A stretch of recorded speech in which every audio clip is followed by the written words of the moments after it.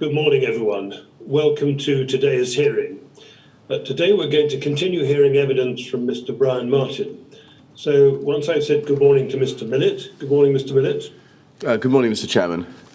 I'm going to ask him to ask the usher to bring Mr. Martin back in.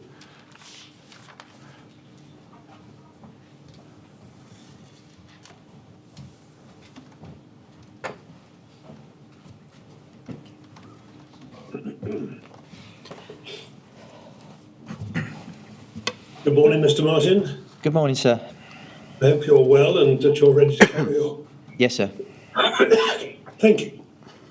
When you're ready, Mr. Millett. Yes, Mr. Chairman, thank you. Good morning to you. Good morning, members of the panel. Mr. Martin, good morning to you.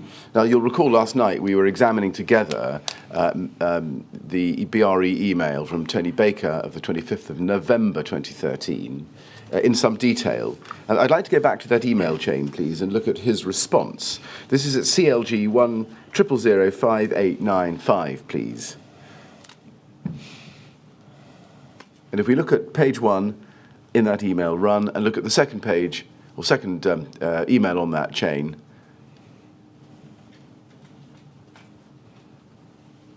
now then, I think there may be a problem with the document. That's it.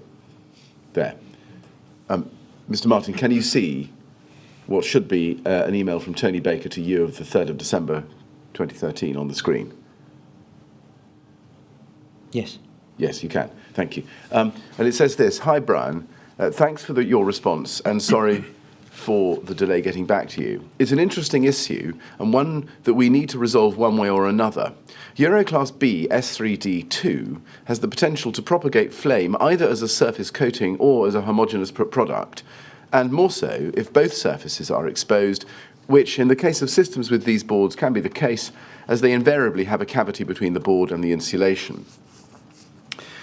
The PII and DCLG cladding projects used board systems. Looking at the data, the systems appeared to have achieved a range of indicative B and C Euroclasses, depending on the substrates and fixings, etc.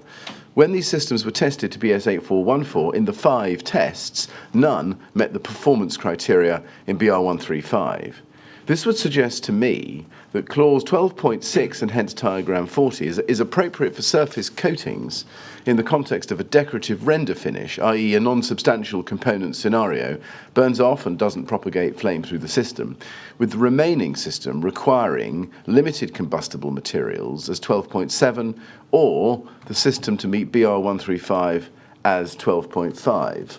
As you say, thinking out loud, we probably need to discuss in order to fully resolve. Would it be possible to arrange a meeting to discuss further? Thanks and regards, Tony.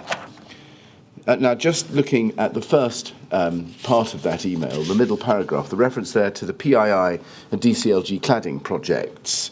Do you know what those were? I assume they're the ones following the Garnet Court fire. Right. You assume that, but when he wrote to you, did you understand what he meant? I don't remember reading this email at the time, but I probably did. So I can't say for sure whether I understood that at the time, but it seems likely. Right. Well, you did read it because you respond to it, as we'll see shortly. But just for the moment, take it from me, you read it at the time. But you can't recall the PII and DCLG cladding projects. The reference to the 5 tests, though, would rather suggest, wouldn't it? Would this be right, that he is in fact referring to the 5 tests carried out in 2001 as part of CC 1925 at the BRE? Yes. Yes. Now, looking at the paragraph that starts, this would suggest to me that I've read to you. Can we look at your statement, please, at page 39, paragraph 116? And if we go to the foot of page 39,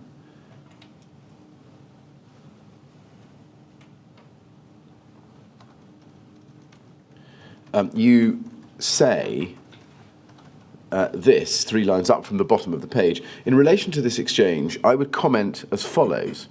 Whilst Mr. Baker's assessment of the provisions of ADB are correct, as my response makes clear, the intention of ADB was not ultimately to restrict the materials, and if we turn the page, that could be used, but rather only to supplement the functional requirement with which compliance had to be achieved by providing a guide to common building situations, as is the function of the approved documents.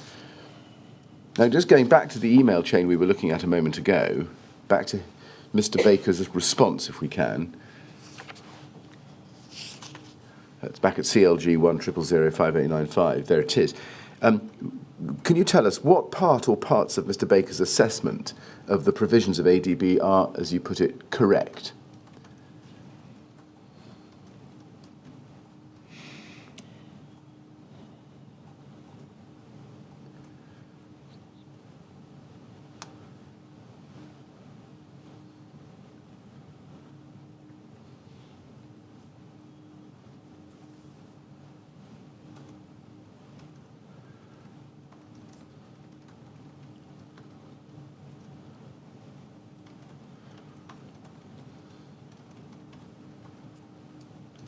I think to some extent I'm referring to the paragraph that starts this would suggest to me. Right. And indeed that is the only part of this exchange in which Tony Baker makes what might be called an assessment. Now, so that's the assessment you say is correct. Do you say that all parts of that paragraph are correct?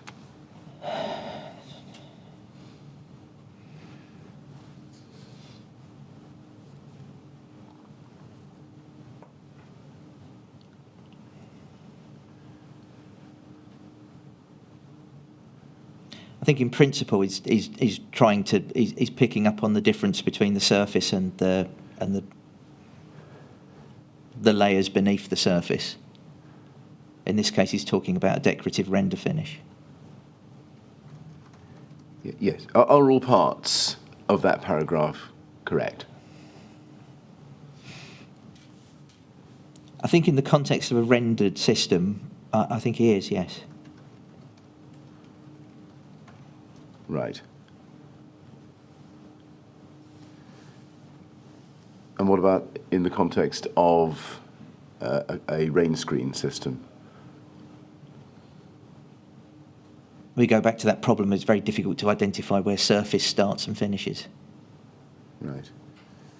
So, in the context you've provided, or that there is here, is it right then that according to his assessment that you say is correct, approved document B in sections or clauses 12.6 and 12.7 should be read as meaning that certain surface coatings on the external face of the external wall arrangement of a building over 18 metres need only meet the requirements of diagram 40? Yes, I think that's the point I've been making all along, is I think the surface and the difficulty with surface is trying to define where it starts and finishes. Diagram 40 is the key. But if you've got materials below the surface, then you need to consider the materials of limited combustibility provisions in 12.6 or 7. And how do you get that which you have just told us, from sections 12.6 or 12.7 of ADB? Paragraph 12.6 talks about surfaces and 12.7 talks about other materials. Well, it does talk about them, but how do you get the distinction that you've just drawn, which you take from Mr. Baker's paragraph there, which you say is correct? I'm not sure I understand the question. It seems clear to me.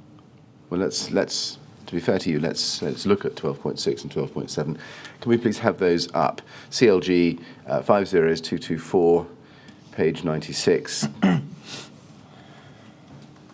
I'll show you both, and then I'll ask the question again. Page 96, bottom left-hand corner. Right, 95, I think, is where it starts. External surfaces at the very bottom right-hand corner. 12.6, external surfaces of walls should meet, and if we turn the page to 96, the provisions in diagram 40. I don't think you need the rest. And then the insulation materials stroke products paragraph, which I don't think I need to read to you yet again. Now, looking at those two, taken either together or in isolation, how do you extract the meaning that you say Mr. Baker got right in the paragraph of the email I showed you? Paragraph 12.6 talks about the surface of the wall and directs you to diagram 40. And so he's referring to that when he's talking about, in the case of this, the system is talking about the render that would be on the surface of the system. Paragraph 12.7 is directing the reader to consider those materials below the surface.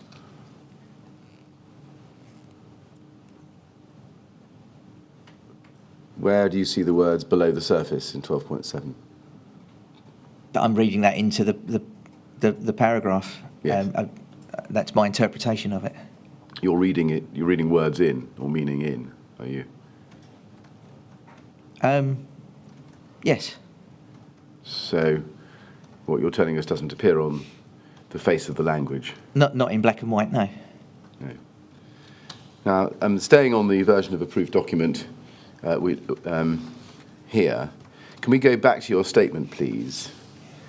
Page 39, paragraph 116, and you say there that the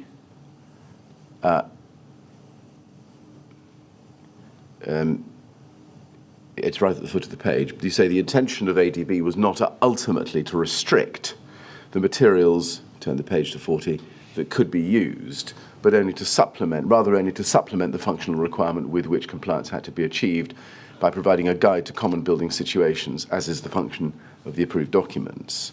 Now, I want just to focus on the words which straddle these two pages. If we go back to 39, where you say the intention of ADB was, if we go back to 39 at the foot of the page, you say not ultimately to restrict the materials that could be used. What do you mean by the words, the intention of ADB was not ultimately to restrict the materials that could be used? What do you mean by that?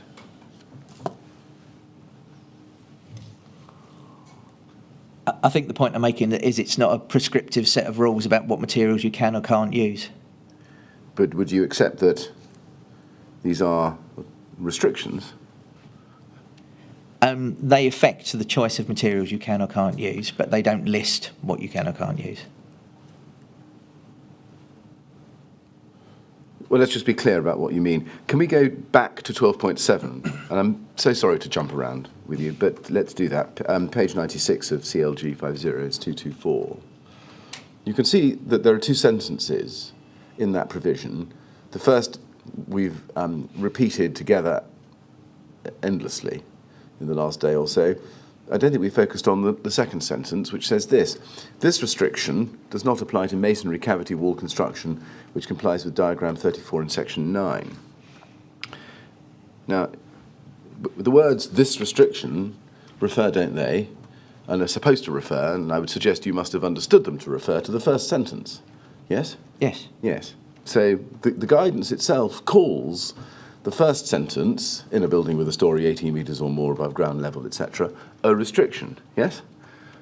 Yeah, I'll take your point, yeah. And that's what it is, isn't it? It's intended to restrict the use of certain types or classes of materials or products above 18 metres. Yes? Yes. Yes.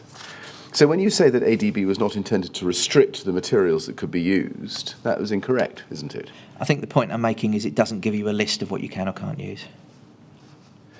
Is what you really mean that the aim of ADB was not to restrict particular materials or products as such, this panel, that insulation, that board, but to restrict their fire performance characteristics? Yes, I think that's the point I was trying to make. I see.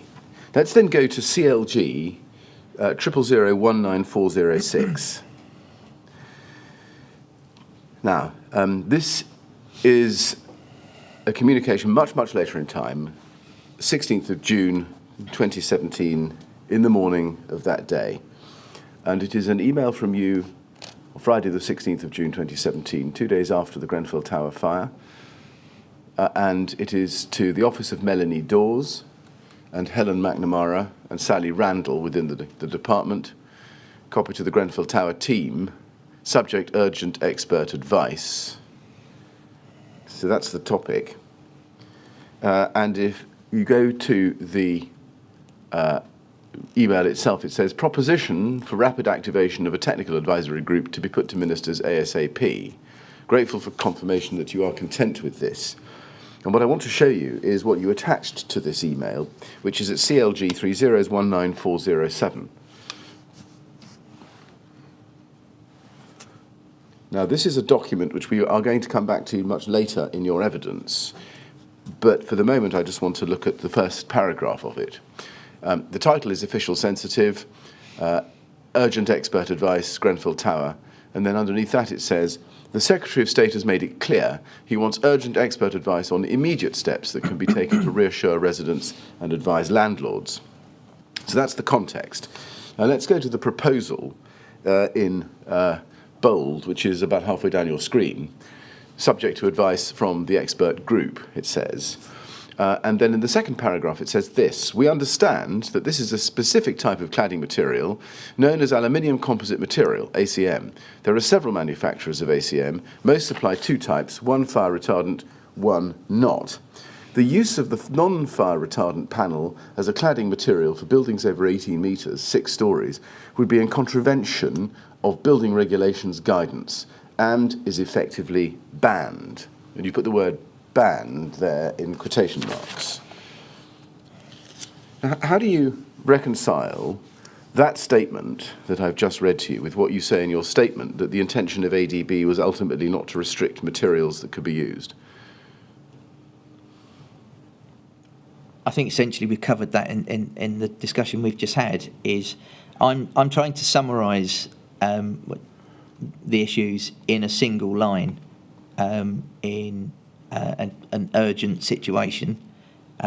So rather than talking about the complexities of a functional requirement, the nuances that are in the guidance, it was this was in our view, the department's position at that time was that we considered the guidance in the approved document would say you shouldn't be using polyethylene cord panel in that situation.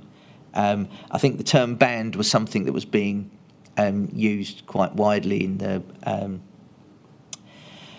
senior part of the department, whether that was senior officials or ministers, and so this was a very shorthand way of talking about that. What this note is proposing is that we gather a group of experts to, amongst other things, to test that the advice that we as officials was giving was something that the ministers could rely on. Yes. Listening to that answer, and as you say, the discussion we've just had,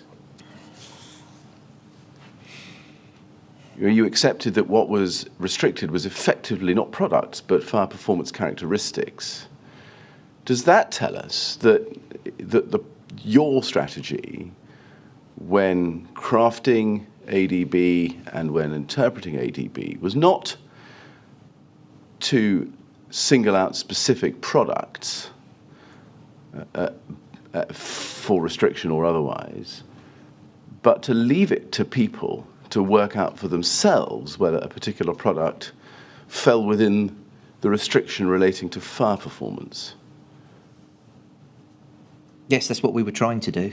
And the reason for that was that it was a basic policy, your basic approach was never to identify a particular product or class of products which you here say are effectively banned. Yes, and that's the approach that we took to the drafting of approved document. Yeah, and you left it to the industry, to the market, to designers, to building control officers to work out for themselves whether a particular product did or didn't fall within the restriction. Yeah, that's not a choice that I made. That's the nature of the system, yes. Well, you say that's the nature of the system. That's the nature of the system as you understood it. Is that what you're telling us? I suppose that's fair, yes. But would you also accept that for that system to work safely, and when I say safely, I mean in the context of fire safety, you had to have a very considerable degree of trust and confidence in industry self-regulating the banning of products which were restricted by reference to their fire performance, didn't you? I think that goes to the root of the different approaches to regulation, whether you go for a prescriptive approach to regulation or you set objectives. But that is a metaphysical answer. What I want to know is, and I'm putting to you, is your views at the time. Was it your approach at the time that you, in order for this to work, you had to have very considerable trust in those working the system, that they would self-ban. They would know what to ban and wouldn't use it by reference to clearly identified reaction to fire performance characteristics.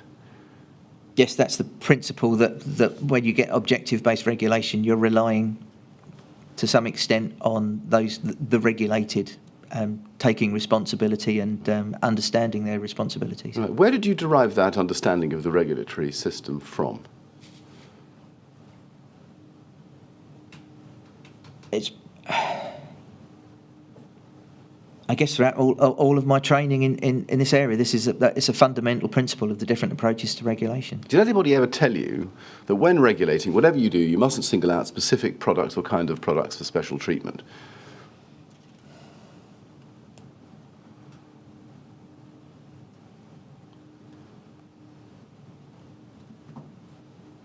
Probably, but I can't imagine who that would have been. It's a thing that we would have talked about regularly. It's one of the challenges you have with this kind of regulation. Let's go back to Tony Baker's email, 3rd of December 2014, CLG 100005895, please. Here is the last paragraph where I've read this to you before, but he says he's thinking out loud. We probably need to discuss in order to fully resolve. Would it be possible to arrange a meeting to discuss further?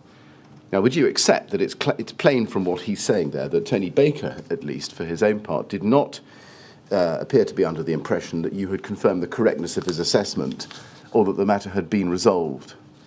Had it? Yeah, he's asked for him to discuss further. Yeah, and indeed quite the opposite. Would you accept that you were both circling uncertainly around a difficult point of interpretation of the approved document? Yes, that's the nature of that kind of guidance. What, that you should both circle uncertainly around the difficulties in it? The professionals involved, the person making the design decisions needs to think carefully about it. Well, again, this comes back to the point yesterday. The point of thinking carefully, of course, is deciding whether or not, once you've followed the guidance, you still end up with adequate resistance to fire spread for the purposes of B4. Yes? Yes. Yes. Not when you're working out what the guidance means, surely.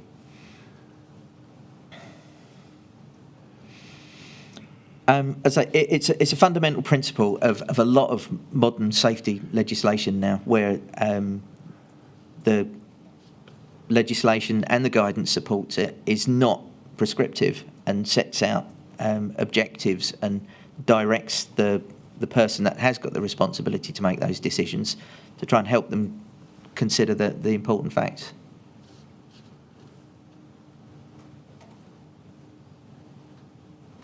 Your response, if we go to the top of the screen, please, comes the same day, 3:48. I'm sorry, 3:49, which is 5 minutes later. Happy to have a chat, probably not this side of Xmas. And then you say this: I think it's important to remember that we never expected the ADB rules to result in a system that would always pass the BR 135 criteria. Now, first, the use of the word rules there. Can you explain why you use that word? It's just shorthand. They're not rules. Well, why did you say they were rules? Because it's a short, informal email to somebody at BRE, so I probably was being less cautious about the language I used than perhaps I would do with someone else. Yes, that's fair enough, but it also rather reveals that, in fact, you thought they were rules. It is appropriate to call what is in ADB rules of some kind. No, it doesn't. Clearly edged guidance. No? No. Right. So that's just an unfortunate use of an ill-chosen expression in a hurry, is that? Yes. I see. All right.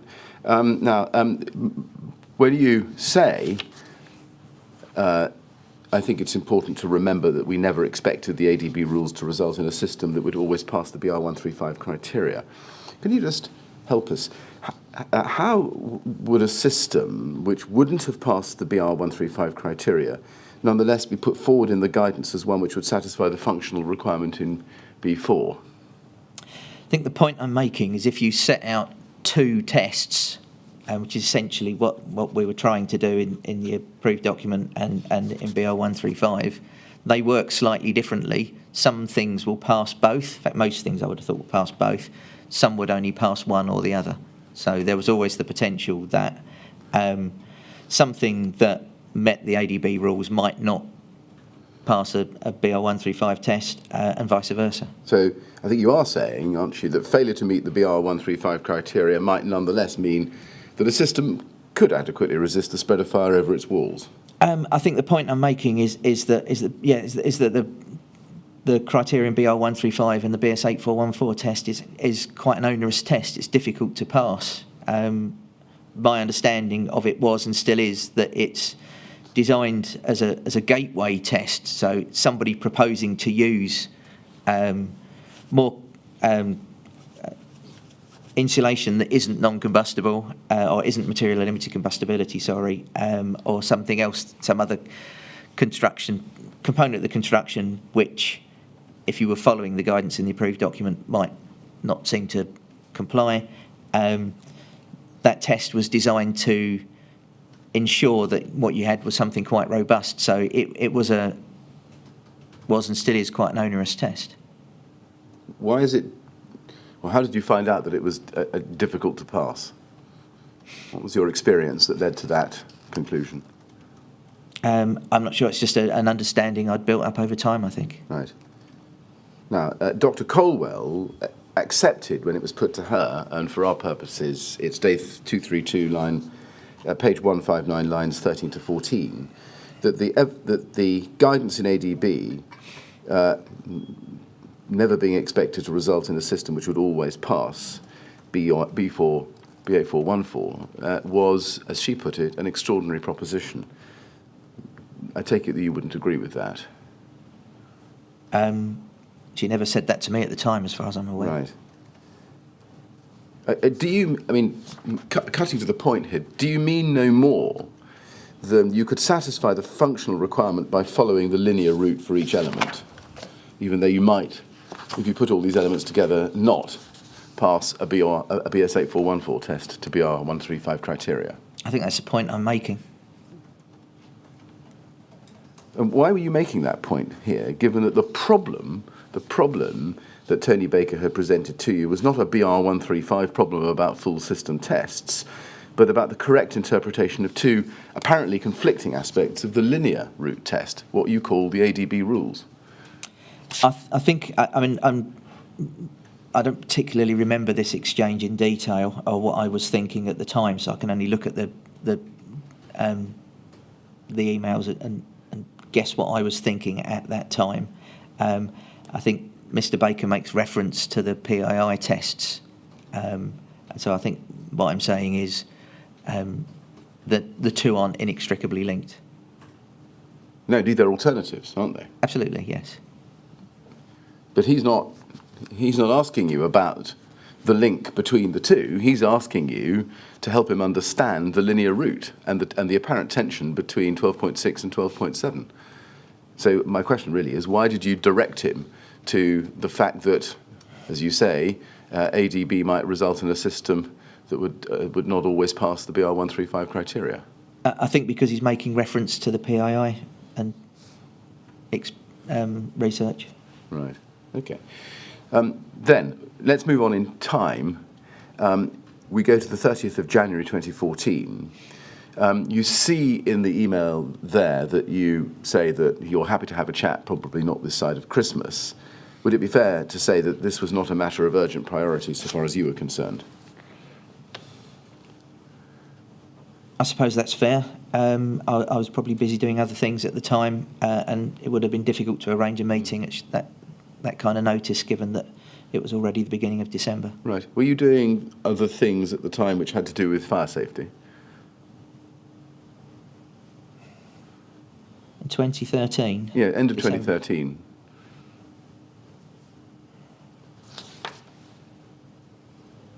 I'm not sure, but there were certainly lots going on at that time in the You see, just trying to work out your work priorities, was ADB, which, as you've told us rightly a number of times, was all to do with life safety, not your absolute priority? No, I didn't have the luxury of having an absolute priority. That we had the way the team functioned is we.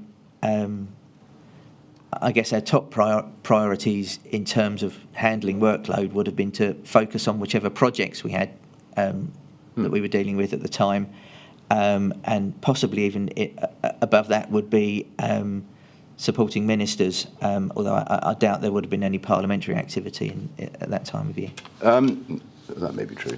But what I'm trying to get a feel for here is what else was on your plate. So ADB was on your plate, because you're the ADB man and were from at least from 2008. But what else were you working on? Well, I was the ADB man, I was the ADJ man, I was the ADE man, I was the ADP man for much of that time as well. E is what? And would have been E, sound insulation. Yes, sound. J? Is combustion appliances, so it's chimneys and boilers and so on. Yeah, boilers. P, electrics. Yes. Yeah. And no doubt, although some of them have health and safety aspects to them, ADB is all about life safety, isn't it? As is ADJ, yes. Did you have a system of prioritising according to which approved document you were being asked about or dealing with? Or did you just deal with whatever came in the order it came in?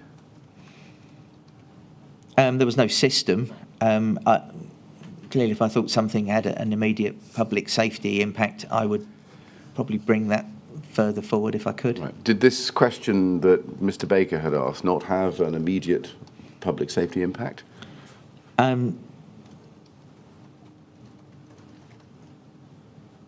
This reflects a fairly routine conversation that I would have had on a range of different subjects, both to do with fire safety and other issues. Routine. Have you had a query about the meaning and effect of 12.6, 12.7 and diagram 40 before November 2013?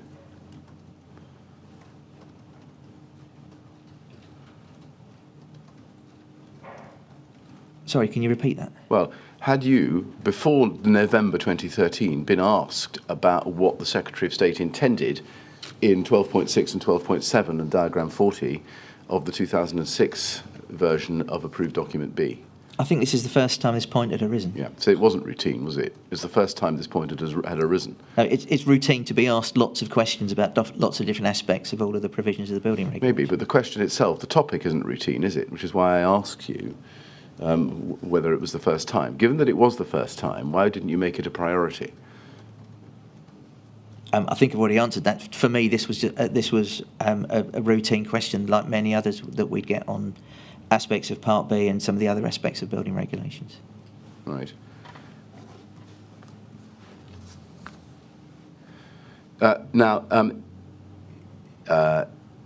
You say in your statement, and I'm not sure we need to look at it, it's paragraph 116 at page 40, that after this exchange, you say you received a meeting request from Mr. Baker and Dr. Colwell on the 17th of January to discuss 12.6 and 12.7. You don't recall the meeting and have no record of it. Now let's just look at CLG 100005953.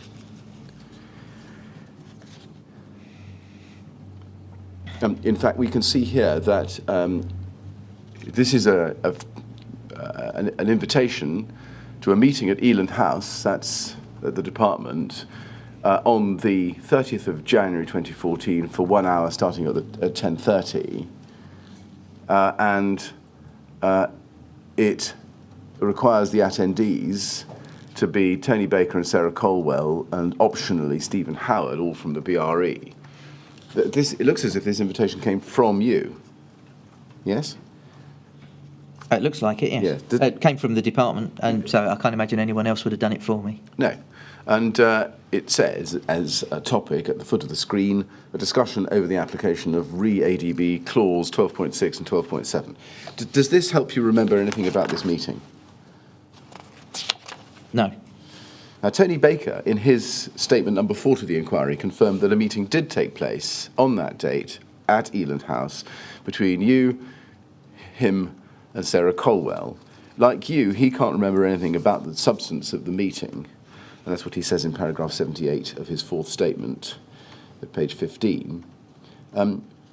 Sarah Colwell tells us at day 233, page 160, lines 21 to 25, as follows, and I'll just recite to you what she says. And if we need to look at the transcript, Mr. Martin, of course we can. She says that her understanding was that Brian was looking to pick that up as the next resolution of the AD that was being discussed at the time, that there was an expectation that it would be moving to review and that would be picked up as one of the items in that. That's what she said. That's what she told us. Do you recall saying that to Dr. Colwell? I don't remember, but it's the end of 2014, so I was expecting to start a formal review of approved document B quite soon, so that's a reasonable... It seems likely that is what I said to her. Well, it's the beginning of 2014, January. Oh, sorry. Yeah, I think I was still expecting to start a review of ADB. Right. So we were working on the Housing Standards Review at that time, and I was expecting, once that was complete, which it would have been 12 months later, I'd have been starting work on a technical review of approved document B. Right. Now, I better now show you what she does say at 2 points in her in the transcript. Can we please have the transcript for 233 in a different place? This is page 161 now, and I want to show you page 161 of day 233 at line 13, and see if this triggers a recollection.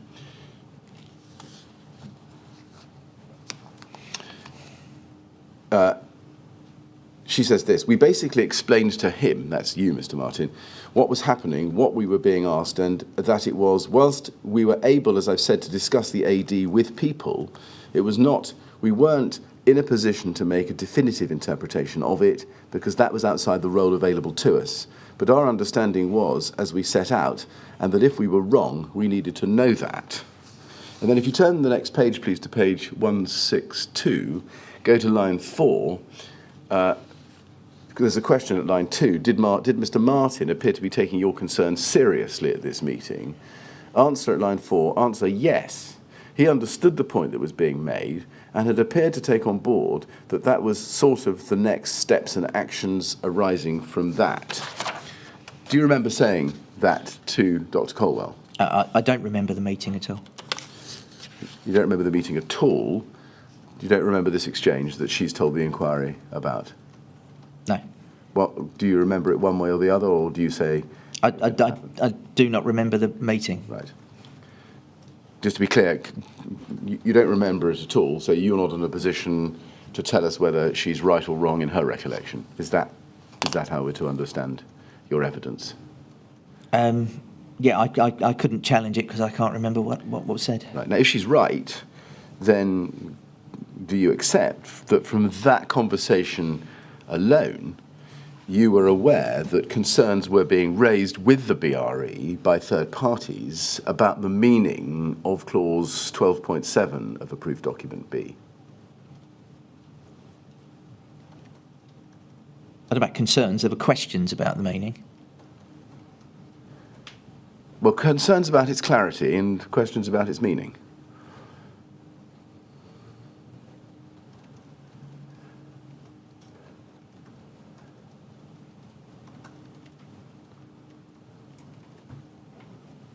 Do you accept that if she's right in her recollection, which you can't challenge, you were aware that concerns were being raised with the BRE about the meaning of clause 12.7? Or if you like, questions. I won't quibble with you about that. Yeah, clearly there were questions arising about that paragraph, yes. Now, she goes on if we can go, please, 2 pages on in the transcript to page 164, line 25. At line 25, Sarah Colwell is asked this by leading counsel. At that meeting, did Mr. Martin accept that the clause, and if we turn to page 165, was unclear? Answer at line 2, he accepted that it could be better written, yes. Now, do you remember that exchange? No. And again, I think sitting there, you can't, from your recollection, disagree or quarrel with Dr. Colwell's recollection. No, but it seems likely. I wasn't entirely happy with that paragraph, I think, in 2006. Right. But it was the best that we could do at the time within the constraints that applied to what we were doing. Yes, thank you. Now, I don't think we need to go back to it.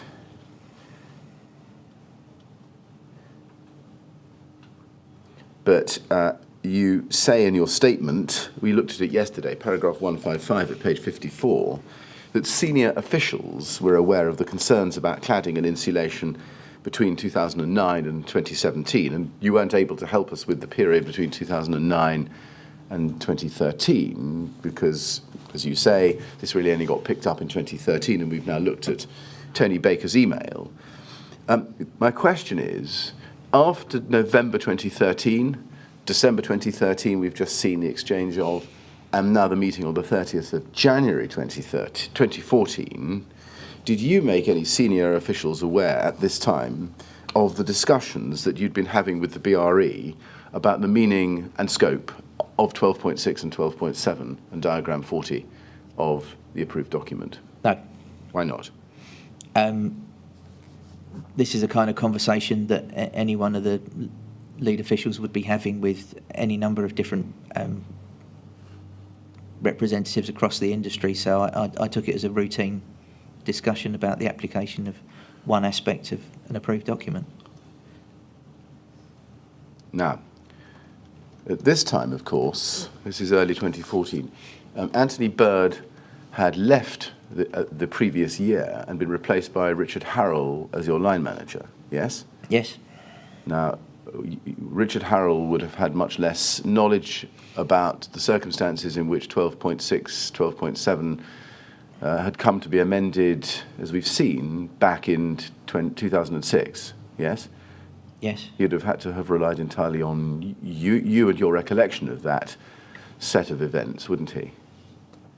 Yes. Because he wasn't involved himself. Yes. And now here we have, for the first time it seems in some 7 years, queries being raised about that exercise, an exercise which you say yourself you were not entirely happy with. Why didn't you go to Richard Harrell and give him the full picture?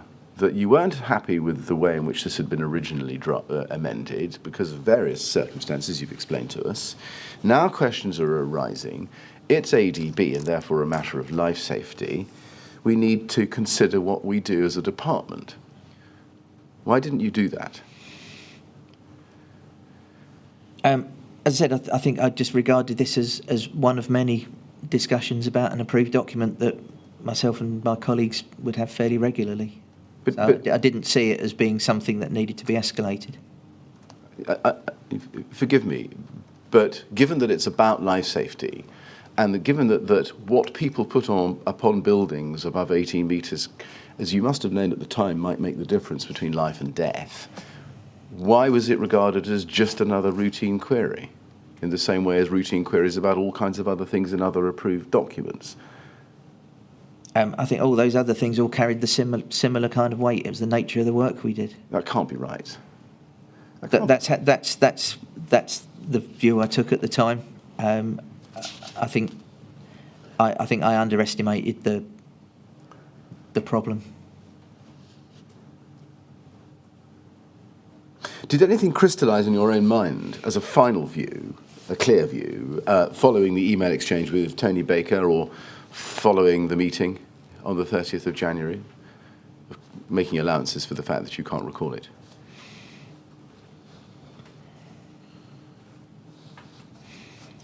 I think the fact that I can't recall it probably means I didn't think it was an unusual event, I guess.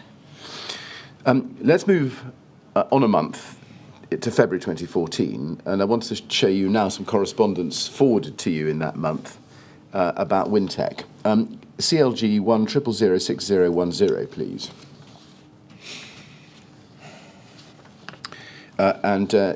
If we look at this email run, we can see on page 2, if we look at page 2, at the bottom of the email chain, it starts with an email from Chris Macy of WinTech to Paul DeCourt of the 7th of February 2014. Who is Paul DeCourt? He's one of the other technical leads. I think we've got as far as discovering that he's a Part L sustainability officer or official. Would that be right at this time? I think at that time he was leading on Part L, yes. Right. I could be wrong. His job's changed over the years. Okay. Now, did you know or do you know anything about Chris Macy? No, I didn't know Chris Macy. You didn't know him. What about WinTech? Did you know WinTech? I'm not sure if it's an organisation I'd come across at that time. Looking at the first paragraph of this email, which he sends at 11:10 in the morning, and these times, I should say, Mr. Martin, tend to matter. Mr. Macy explains that he has had some observations to make about Part B, and Mr. DeCourt suggests, and I'll run through up to the next email, that you'd be interested in your comments, and I think we need to go for that to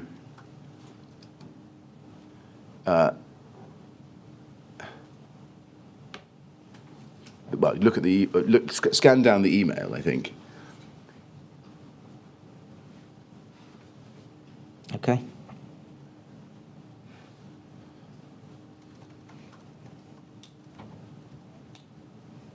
And if you look at the second paragraph, he says there, and I'm being a little cagey about it because it's a long email, but he says, when considering buildings with a story higher than 18 metres from ground level, Part B of the building regulations specifically prohibits the use of insulation products and filler materials in building facades that are not of limited combustibility, unless the construction can demonstrate compliance by other means, including full-scale fire testing to BS 8414.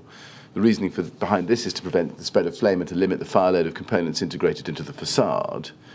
And then he talks about the expense and time consumption of the tests. And then in the next paragraph, the masonry cavity exception. And then says, unfortunately, if Part B is strictly applied and fire testing is not carried out, it prohibits the use of foamed insulation such as phenolic or other organic materials which have much higher thermal resistance, lambda values, than that of mineral wool. This specifically means that the thickness of mineral wool insulation required to achieve a specific performance is much greater than that of an organic base material. And then he, over the page, after something about that,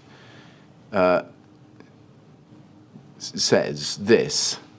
I believe that in the second paragraph, I believe there are circumstances where organic insulation materials can safely be used, and the whole issue of the limited combustibility needs to be reconsidered. Limited combustibility means that insulation should not add to the fire load. All Class 0 materials are unable to sustain combustion but are not of limited combustibility. I should point out that there are a number of major developers, facade contractors and insulation manufacturers that are, in my opinion, blatantly ignoring the requirements of Part B and obtaining an unfair commercial advantage as a result of this. My point in writing is that Part B will become a really difficult requirement to comply with sensible thickness of wall constructions in the future, and in my opinion is contradictory to the interests of the nation and energy conservation. I'd like to expand on this issue and would welcome the opportunity to meet if possible. You see that? Yes. Now, just a number of questions. First, he's right, isn't he, when he is interpreting the insulation obligations or restrictions under 12.7? Yes. Yes. Now, he finishes by saying he'd welcome the opportunity to meet. I mean, do you remember seeing this email? Is the first question. I'm sorry, I don't. You don't.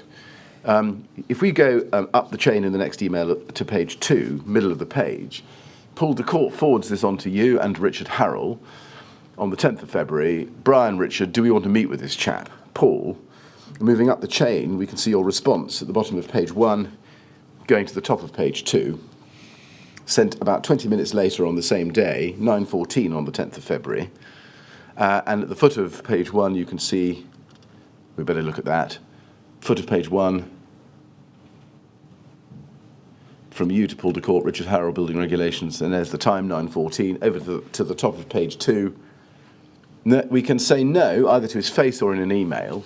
If ADL has made it impossible to clad a building safely, then we probs ought to look into it. Don't think that has happened yet. We're talking a really big and expensive research project, lots of big fire tests, etc. You won't get much change out of a mill. B.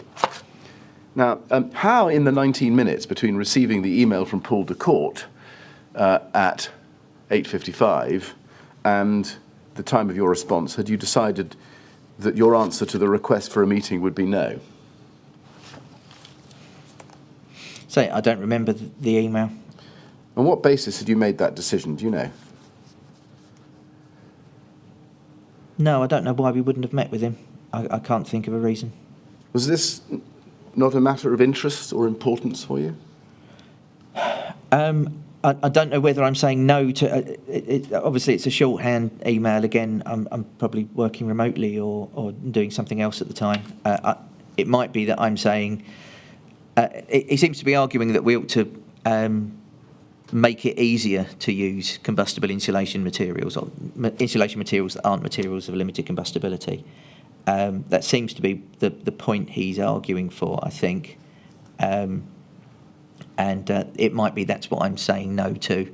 The point I'm making here is I'd certainly discussed with Mr. de Court in the past the question of the problem that Mr. Macy's picking up here is that, as he rightly says, the foamed plastic insulation materials are much better insulators than the rock fibre insulation materials.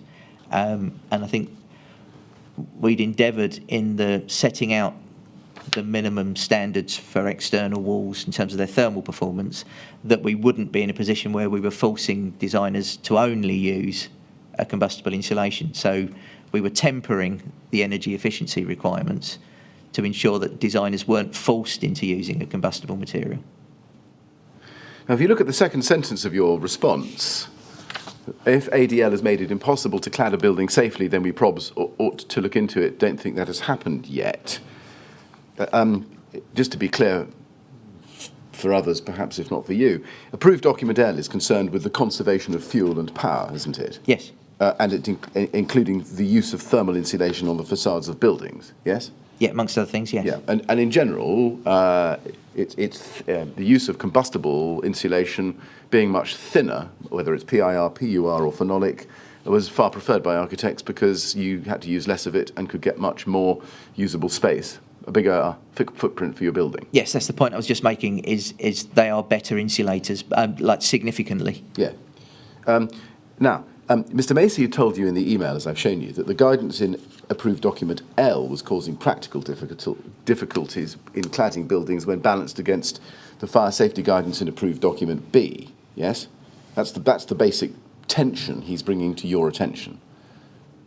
That's the point. That's one of the points he's making. Yes. Yes. And is that why you say if ADL has made it impossible to clad a building safely, then we probs ought to look into it? Yeah, I think there would have been an issue if the provisions of Part L had been such that it was no longer practicable to use a rock fibre insulation.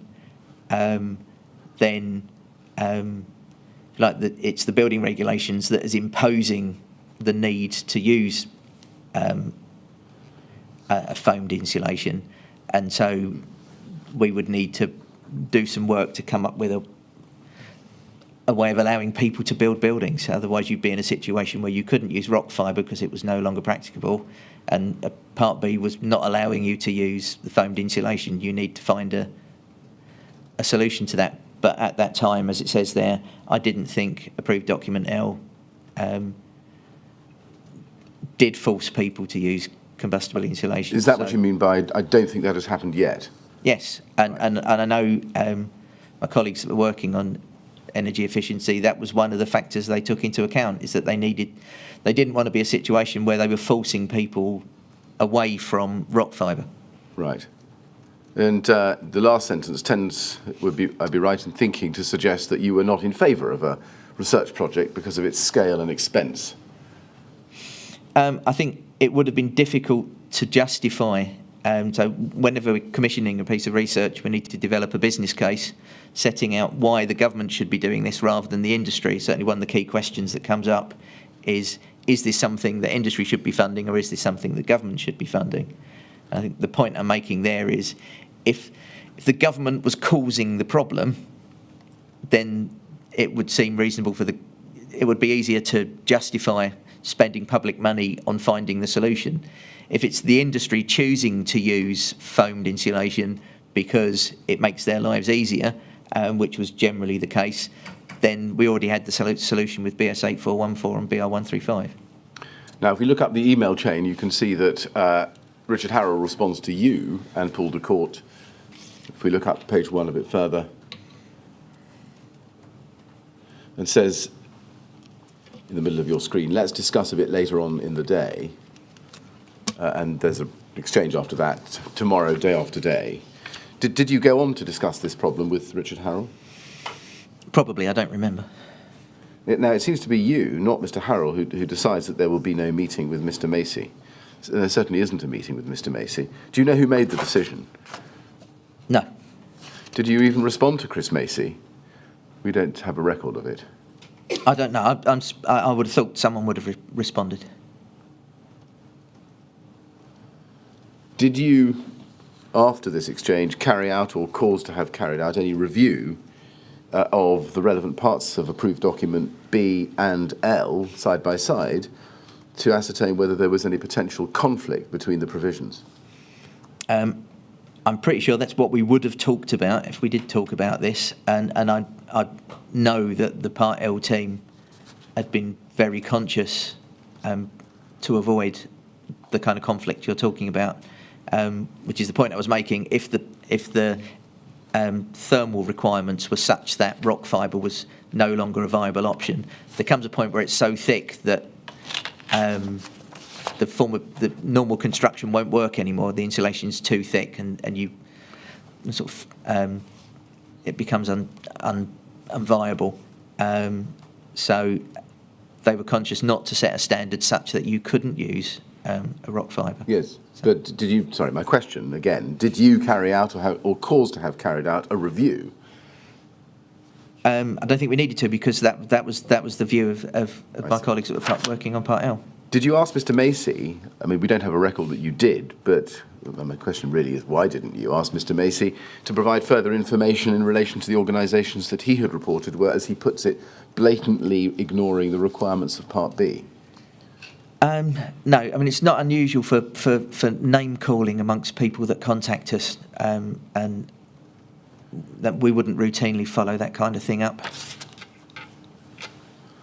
So let's just go back to page 3, please, in his paragraph where he says, I should point out. He says there are a number of major developers, facade contractors and insulation manufacturers that are, in my opinion, blatantly ignoring the requirements of Part B and obtaining an unfair commercial advantage as a result of this. So it was your policy, was it, just to ignore remarks like that on the basis that it was just name-calling by one part of the industry against another and nothing to do with government? It wasn't my policy. It was the nature of the way that we worked, that we didn't have the resources or any authority to carry out any kind of investigation like that. Well, why did it require any resources other than for you, after your day off, to go back to Chris Macy and ask him what he means?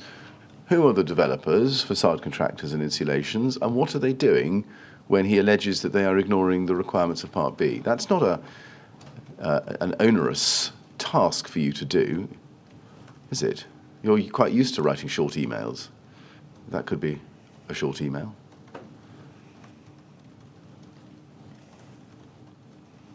I guess it didn't occur to me at the time. And is that because, in fact, you had already discounted this as just name-calling? I think the difficulty we'd have is that the judgment about whether a building complies or not rests with the designer and the building control body. So the fact, and so this cropped up pretty regularly where somebody would say designer X or building Y, in their view, didn't comply with the regulations. But if the designer of that building and the building control body had signed it off, there was no.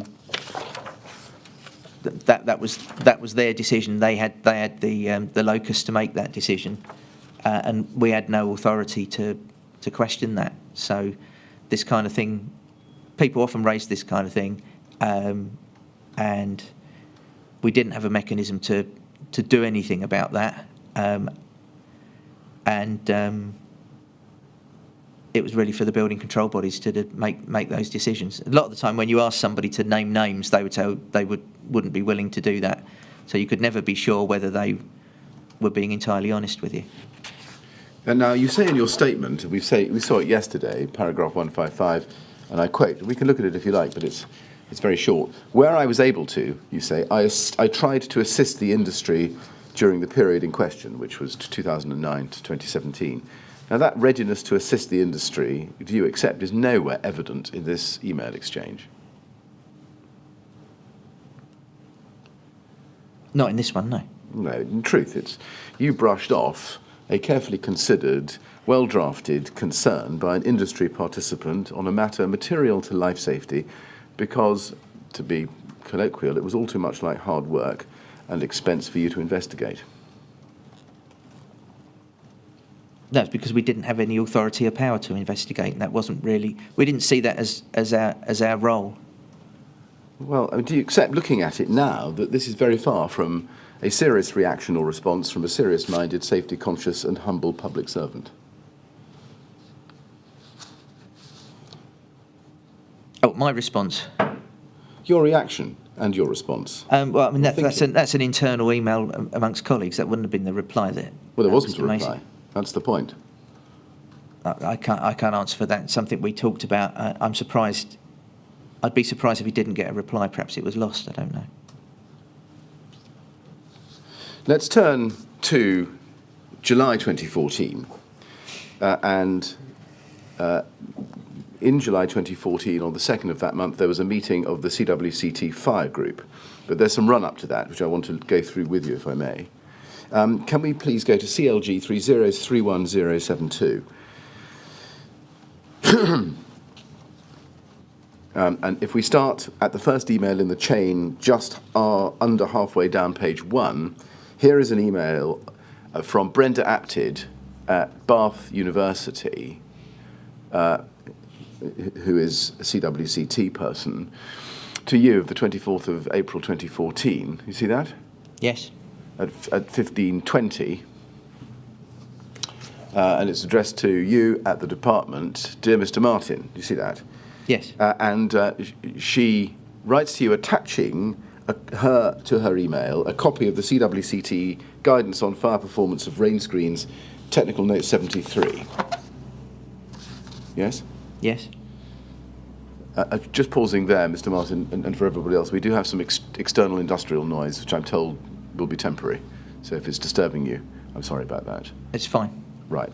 Now she writes, having attached the guidance, we have had numerous inquiries in recent months regarding fire and facades. Issues that have been raised include, and here is a long list of bullet points. And the first bullet point is this: use of combustible insulation in facades, particularly rain screens. This is causing problems due to the greater thickness of insulation that is required if limited combustibility materials have to be used. Now, just pausing there, that's exactly the same point and problem that Chris Macy of WinTech had drawn to your attention earlier in the year, isn't it? In February. It was a well-known issue that the best insulators weren't materials of limited combustibility. And if you go to the fourth bullet point down, performance of composite panels such as ACMs. You see that? Yes. And if we go to the top of page 2, she says this: we would like to invite you to our initial meeting, a half-day meeting in central London. We would be grateful if you could let us know if you would like to be involved by Monday, 12th May, and we can then go ahead and arrange a meeting. Yes? Yes. And if you then go to the response to that, at the top email on page 1 at 1527, you say, so this is some 7 minutes later, you say, "Hi Brenda, I'd be happy to help where I can. You might also wish to contact Neil Butterworth at Arup and Sarah Colwell at BRE, both copied in. They both have an interest in this subject, and I think they've been looking into some of these issues quite recently." Just concentrating on Sarah Colwell, what led you to say that she had an interest in the subject? She was the lead person at BRE that dealt with the research relating to the development of BS8414. She was the BRE's kind of expert on fire spreading cladding systems. So that would Right. the point I'm making. Had you previously, before the 24th of April, discussed any of the matters listed in Brenda Apted's email with Sarah Colwell? I'm guessing I'm referring to the email that I'd got from her colleague and the subsequent discussions. Right. You say, I think they have been looking into some of these issues quite recently. Which of the subjects listed in Brenda Apted's email, let's scroll down to lower down page 1 so you see them, did you think Sarah Colwell had been, as you put it, looking into recently? I can't remember what I had in my mind at the time. Well, just try and remind yourself by looking at the bullet points. I've looked, I don't remember. Right. Now, Sarah Colwell told us in her oral evidence to the inquiry that she thought that was a reference to the meeting that you and she and Tony Baker had at Eland House on the 30th of January 2014. That's transcript day 233, page 16, lines 22 to 25, and page 70, lines 1 to 8. And she assumed that that's why you said what you said there. Now, that's her evidence. Do you agree? It seems likely. Right. Now, let's go back to your statement then, please. Page 41, paragraph 119. And there you say, the meeting proposed by Ms. Apted in her email of 24th of April 2014 took place at Arup's London office on 2nd July 2014. I attended on behalf of the department along with a cross-section of the industry, including academics, building research bodies and cladding manufacturers. I was only able to attend for part of the meeting, which is why the minutes, page 4 of 5, refer to Dr. Sarah Colwell agreeing to raise the issue of a posting an FAQ on ACM cladding on the planning portal with me. Now, I just want to try to establish, if I can, which part of the meeting you did attend. First, before I look at some documents, do you remember? I have a recollection of the meeting. I think I attended the beginning but had to leave early. Right. All right. Now let's just go then to KIN 403887.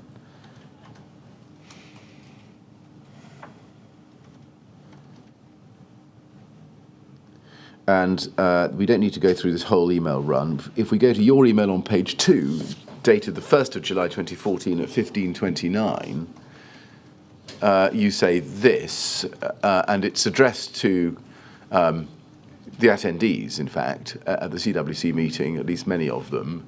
I've been summoned to meet with the Building Regs Minister for a meeting due to finish at 3 p.m. I'm happy to hotfoot over to Fitzroy Street immediately afterwards, assuming it runs to time and you guys are still there. Sorry, talking to politicians is an occupational hazard, Brian. Now, it looks from that as if at this point, and this is the previous day in the afternoon, you were going to be late for the meeting, which was due to start at 2, rather than arriving at 2 and having to leave early. Do you agree? Yes, that's what that says, yeah. Yes. Did things change? Yeah, ministers' diaries change at very short notice, and as an official, if you're required to speak to a minister, then you go. Right. I see.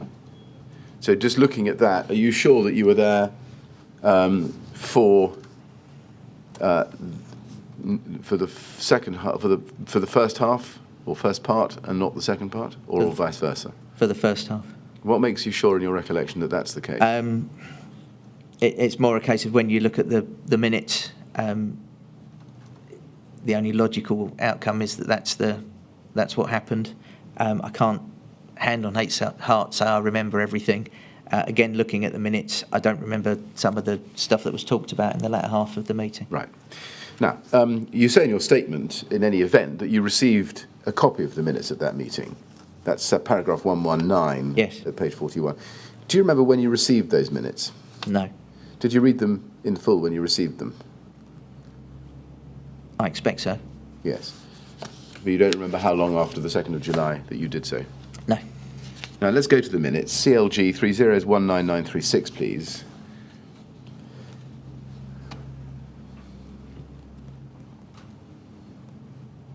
No, 19...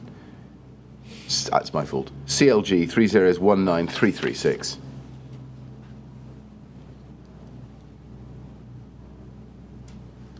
And here are the minutes held on Wednesday, 2nd of July 2014 at Arup, 2 p.m. And you can see the list of those present.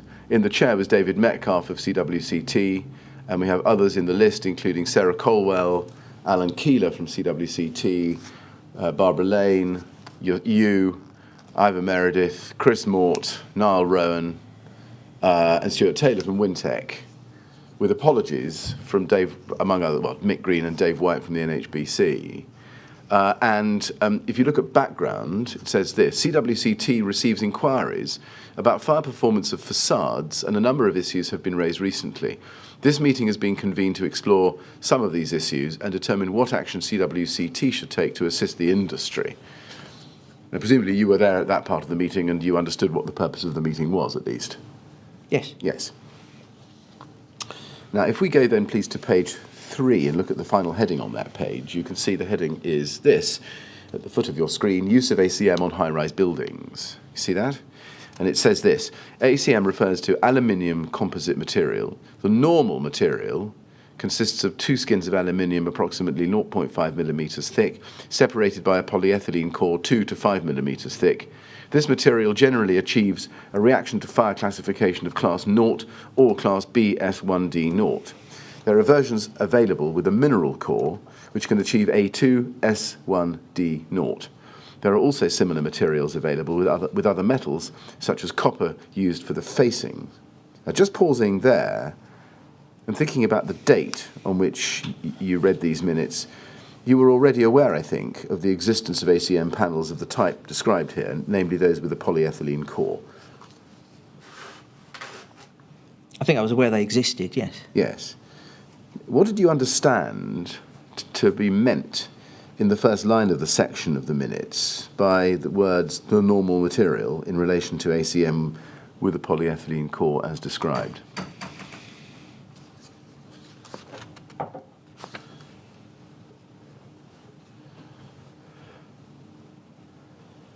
I don't think I gave it a great deal of consideration at the time. I'm not sure if I understand the question.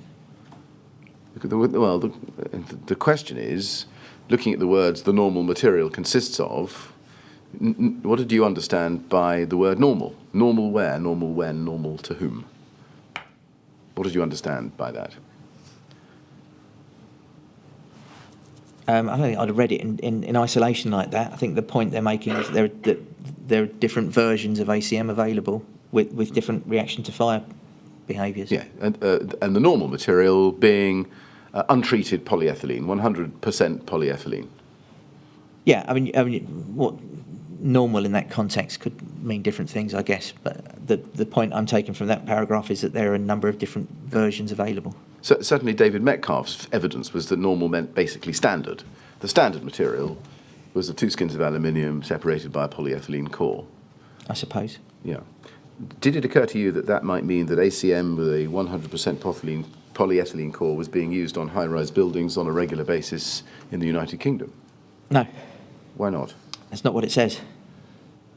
Well, it isn't what it says, but is it not? Did you not understand did you not understand the expression "the normal material consists of" as being an indication of that fact?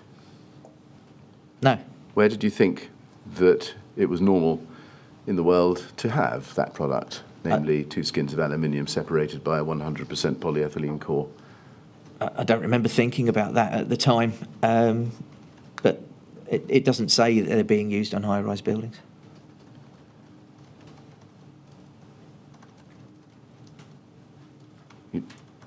Did you make any inquiries of anyone who was present at the meeting about what that paragraph was referring to, what it was about? No, it's a paragraph that explains that there are a number of different sorts of ACM available. Available in the UK? I guess so, yes. Yes, I mean, there'd be no point in the CWC meeting and discussing the use of ACM on high-rise buildings, as the title suggests, only in use in remote corners of the globe, which didn't matter to the CWCT, would it? Yeah, so they're obviously talking about what's available in the UK. Yes, and you understood that at the time, I would suggest. I guess so. Yes. Was it not a matter of concern to you, given, or to learn, that there were, in use in the UK, ACM panels with a 100% polyethylene core on high-rise buildings? Doesn't say that, so it wasn't a concern to me at the time. Well, it doesn't say so in big red letters, but the title is use of ACM on high-rise buildings. So you would have realised that this was about the use of ACM on high-rise buildings, yes? I think reading that paragraph in isolation, I don't see. I wouldn't have jumped. I don't think I would have jumped to that conclusion. Well, what would you have understood by the title or the heading, use of ACM on high-rise buildings? I think I would have read all of the paragraphs under the heading, not just the first one. All right, well, let's do that. I've read you the title, I've read you the first paragraph, I'll read you the next. There have been major fires in buildings in various parts of the world, including the Middle East and France, where ACM materials have been used for the cladding, with the ACM responsible for external fire spread. And if we turn the page, you can see that there is a set of references in italics to some academic articles. Yes? Yes. Did you read those? I don't remember. Would it have been your custom to read those if referred to them in a meeting minute like this? If I've had the time, I would have tried to. Why wouldn't you have made the time? Because there's only so much time in the day. And then it goes on. It was stated that clause point 12.7 of ADB is intended to prohibit the use of polyethylene called ACM in buildings over 18 metres, as they're not classed as limited combustibility. This is not clear from the wording of the current clause. The current clause is preceded by a heading insulation materials stroke products, which implies that it only applies to insulation. The wording of the main text refers to filler materials, which could be taken to include the polyethylene core, but this is not clear. It was suggested that clarification could be achieved by means of an FAQ. Approved documents can be downloaded from the planning portal. The page for each approved document also has an FAQ section related to that approved document. Sarah Colwell agreed to raise this with Brian Martin. Question, how would this affect other materials used for rain screen panels, e.g. high-pressure laminates?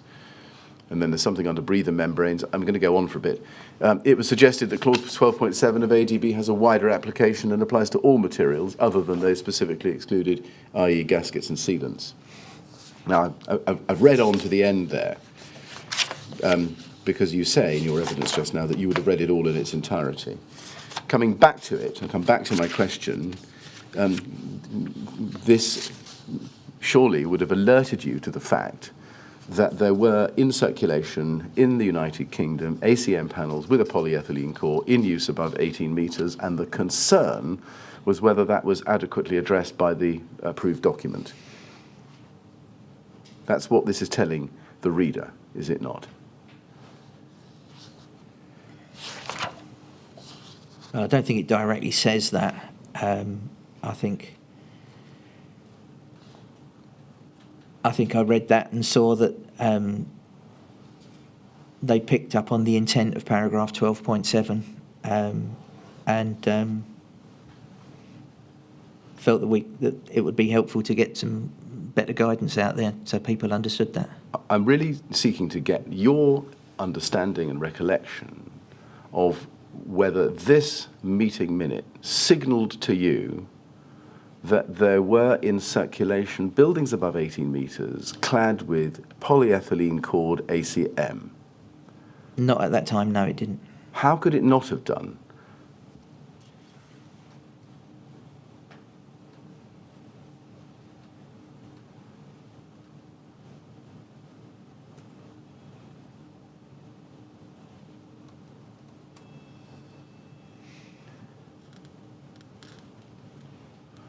Don't think that was the way I was thinking at the time. I didn't pick up on that at the time. Why did you think this was a topic of discussion at all in central London in July 2014 if there were not any ACM 100% polyethylene cord panels being used in cladding systems above 18 metres in this country? I just saw this as a debate over the different provisions that existed at the time, and I saw this as a record that the people at the meeting after I'd left had picked up on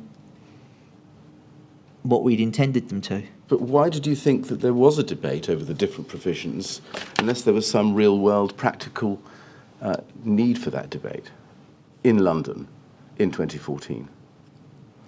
I think at that time I saw this as just one of many debates about the different aspects of building regulations. This wasn't just an exam question being debated idly between academics for the fun of it. Did it not occur to you that this was being debated because of the presence of this product or these materials on high-rise buildings in this country? Did that really not occur to you? I don't think it did at the time. I think I probably didn't pay that much attention to this. I think I may have spoken to Dr. Colwell afterwards and asked her if there was something I needed to do. I'm not 100% sure that happened, but I think I did. Mr. Chairman, is that a convenient moment?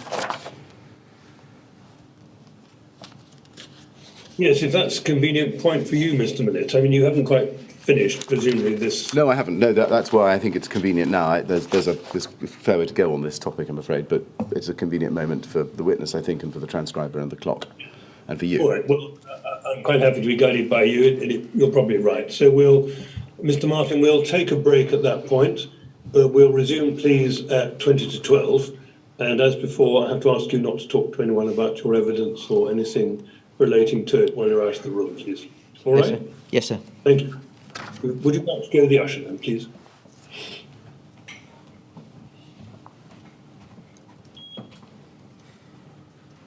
Thank you very much. 20 to 12 then, please.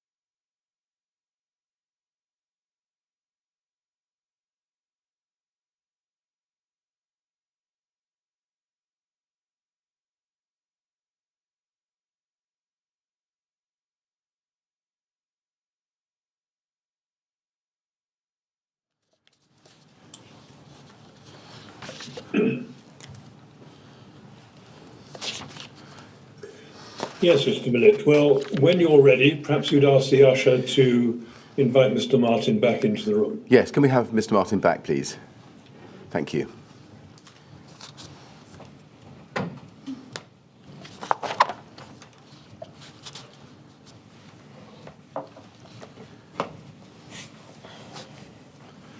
All right, Mr. Martin, ready to carry on? Yes, sir. Thank you very much. Yes, Mr. Millett, Yes, when you're ready. thank you, Mr. Chairman. Mr. Martin, in the light of what you've told us just before the break, can we take it that after this meeting and after you'd read the minutes, you didn't make contact with CWCT or anybody else at the meeting to ask them whether they had any knowledge of the presence of ACM PE rain screen products being used to clad high-rise buildings in the United Kingdom? My recollection is that I think I contacted Dr. Colwell. I can't remember immediately. I don't think it was immediately after the meeting, but at some point afterwards, Right. and asked if there was something I needed to be doing. Right. Can you give us a bit more about that conversation? When was it, do you think? Probably within a few weeks, I imagine, of the meeting, and I asked her if I needed to do something, and I think she said to me that she was dealing with it. Dealing with what? I think I'm referring to the reference to an FAQ. Okay, we'll come back to that and explore that in a little bit of detail. But in relation to the question, presence of ACM PE cord rain screen in the UK on high-rise buildings, can we take it that you didn't follow up on that with anybody present at the meeting? No, I've often wondered over the last 4 years if I'd been at the second half of that meeting alongside Dr. Colwell, whether I'd have realised the seriousness of that risk at the time. I don't think I did. And can we take it also that you didn't bring what that minute told you about ACM on high-rise buildings to Mr. Harrell's attention? You didn't escalate it with him? No, as I say, I don't think I recognised just how serious it was at the time. Now, can we look, please, at what David Metcalfe of the CWCT says? As I've shown you, he was chair of the meeting on the 2nd of July. CWCT 40115, please. This is his statement. And can we go in that, please, to page 9, paragraph 32.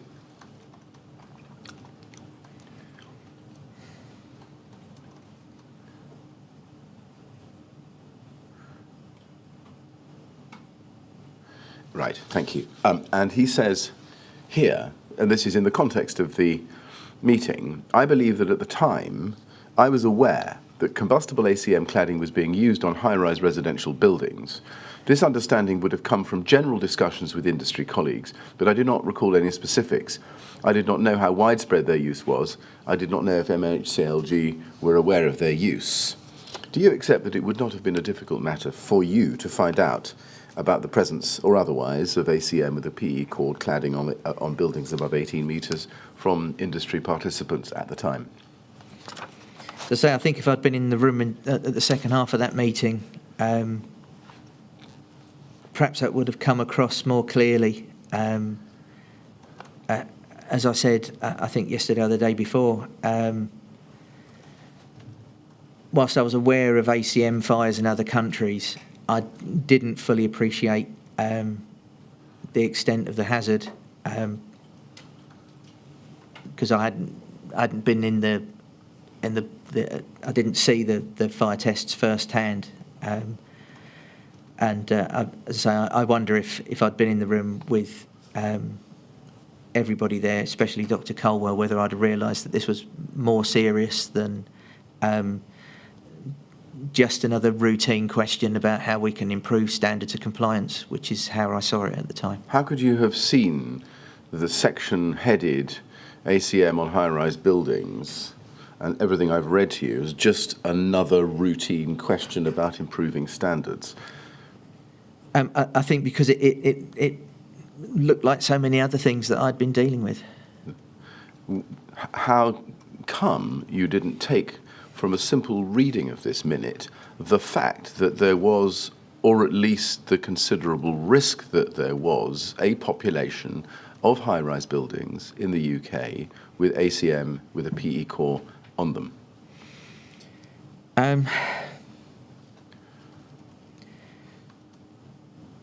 So in general, I guess we recognise that as with any other regulatory system, there would be you wouldn't get 100% compliance, and the kind of work we did with trade bodies was to try and improve matters wherever we could, and I saw it in those terms, not in terms of the hazard that it was. Can we look at what Alan Keeler tells us? He was a CWCT officer, or at least member, and he was also, as I've shown you, at this meeting. Could we look at CWCT 40119, please? Page 6, paragraph 23.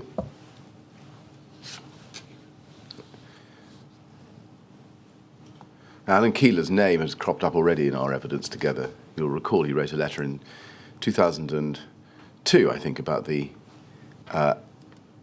2001. I'm sorry, about harmonisation. You'll remember that. But here he is again, and here's his statement. And he says at paragraph 23, there is a question about the use of ACM with the combustible core on high-rise buildings. I was aware that this material was being used on high-rise buildings. This was based on conversations with people in the industry and also drawings provided in relation to inquiries to CWCT. By 2014, I was concerned about the use of such materials due to reports of fires in other countries, which is why the issue was raised at the meeting. Now, looking at the first part of that paragraph there, in order to find out whether or not there was the presence of a population of high-rise clad ACM PE cord buildings in this country, all you had to do was have a conversation with Alan Keeler. Yes? Yes, if I'd thought that was something I needed to do, I would have done it. But as I say, I didn't pick up on how serious a risk this was, and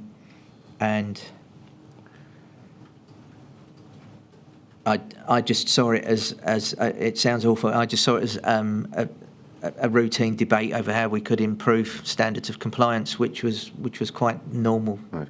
I mean, cutting to the point, I mean, do you accept that you had the means to knowledge?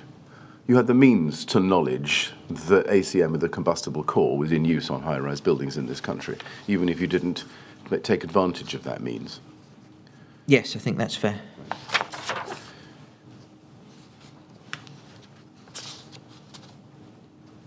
Did you not at this time think back to what you knew of the CC 1924 tests carried out in 2001 and reported to the Department, Anthony Bird, in September 2002, and the performance of the ACM panels in that test?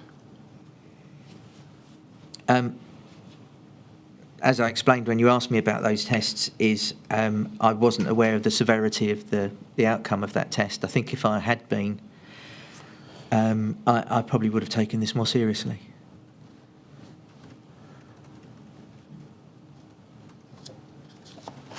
Did you not think, though, on what little you did know about that test, you being shown the piece of the ACM by Sarah Colwell in your office and having an interesting conversation about it, to link back to Sarah Colwell and ask her about ACM and its performance and whether or not she was aware that it was in common use in the UK and what should be done about it? As I say, I think I spoke to her after the meeting, right. And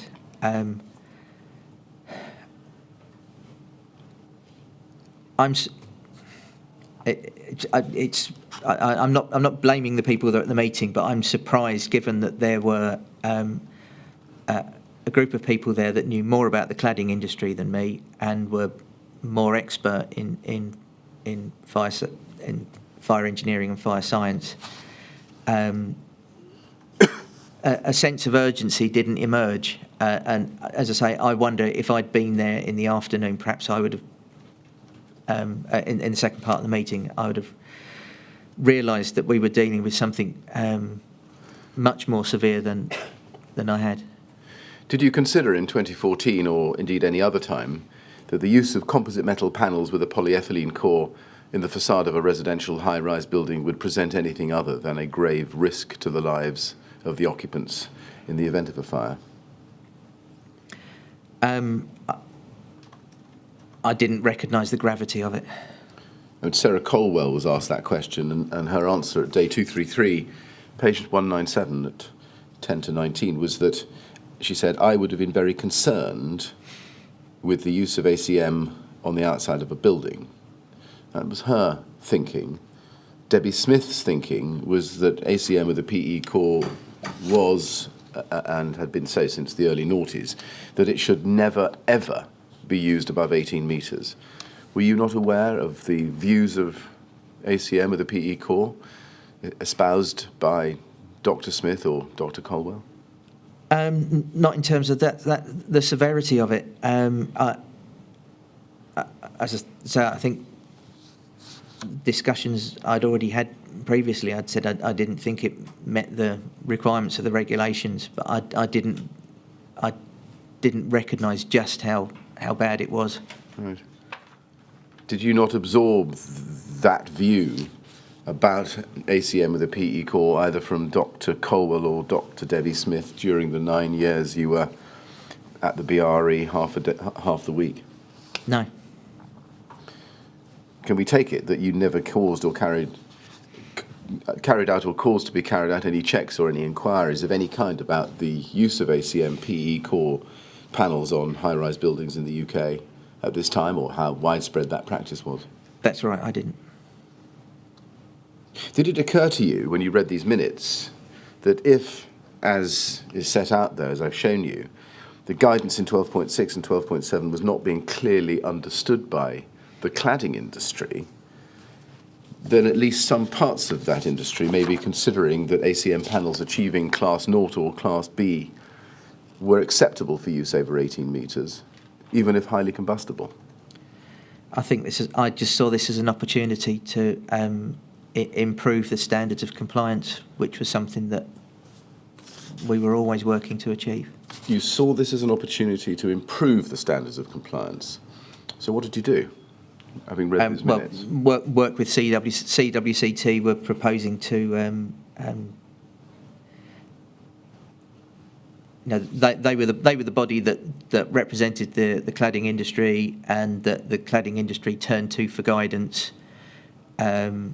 So, by ensuring that they understood the intent of the regulations, that would filter down to the contractors and the membership of CWCT. By seeing this as an opportunity to improve the standards of compliance, do you mean an opportunity to make ADB clear in the respects in which you now knew it was seen as unclear?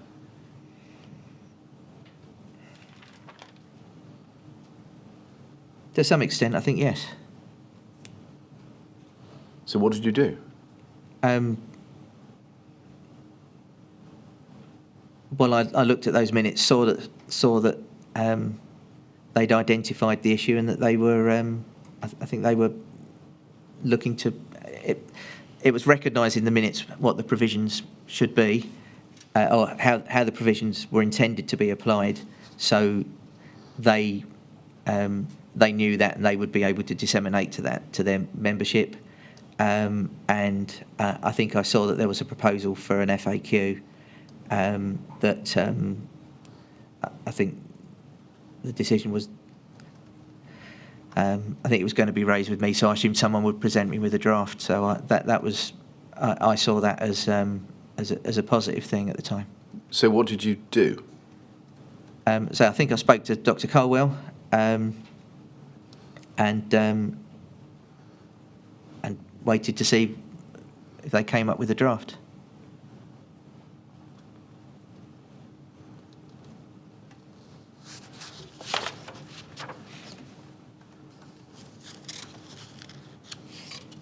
Now, going back to, if we can, to the minute, page 4,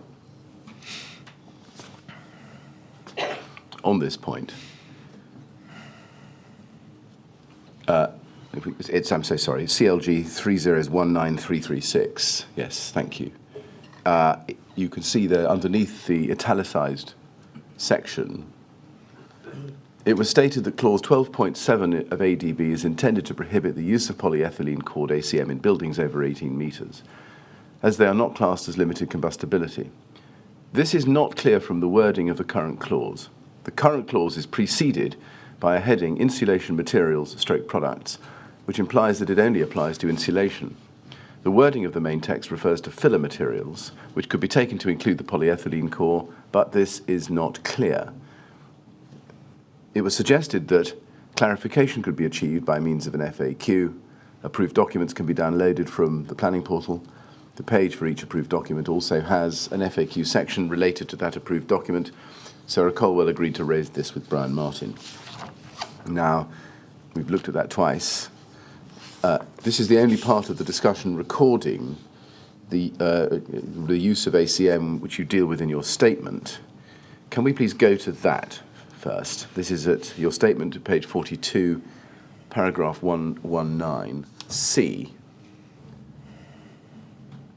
And you can't see that it's C, but it is, and it's after the quotation from the minute, and you say this: I was not in the meeting for this part of the discussion, but I note that another attendee had correctly interpreted and explained the relevance of the word filler in paragraph 12.7 of ADB. I do not recall being contacted by Dr. Colwell in relation to posting an FAQ on the planning portal. Now, dealing there first with the first part of that, why do you say that it is of note that another attendee had correctly interpreted and explained the relevance of the word filler? Why is that of note? Well, that's what we've just been discussing is that section where in the minutes it's saying that the intention is that polyethylene cord panel wouldn't be acceptable, and that the core of the panel could be regarded as being a filler. Yeah, I see.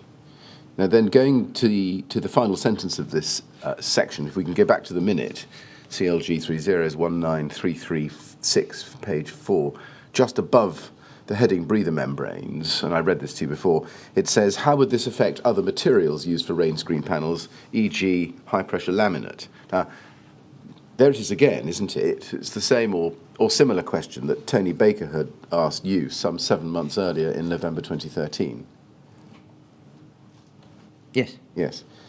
Now, in July 2014, had you been present at the meeting when that question was posed? Oh, the question about whether it would apply to high-pressure laminate? Yeah. No, I mean, it seems to be all at the point when they were talking about ACM, etc. So, right. No. And had you been present at that point in the meeting, what would your answer have been? I think I would have given a similar. I mean, I think it's. I think when I do remember saying, and I'm pretty sure it was at this meeting, is I said to the group that they shouldn't regard me as knowing everything about everything. Sometimes people in industry assume that the official in the department is the font of all knowledge, when in fact they were more expert on all of these issues than I was, so I could only talk to them about the intent of the regulations and the way they're intended to be applied. And so it needed to be if you like, a collaboration between us to try and find the best way through. I think what I would have proposed in response to that would be the same thing that I said to Mr. Baker, which is that I felt that homogeneous high-pressure laminate, I think Class B would have been an appropriate classification. Now, you say in that last answer, I could only talk to them about the intent of the regulations and the way they are intended to be applied. That's all people expect from you. And therefore, do you accept that if that is what you understood them to expect from you, that they were entitled to expect a clear answer about the intent of the regulations and the way they are intended to be applied? Yes, that's what I mean, and somebody's recorded in the minute that intent.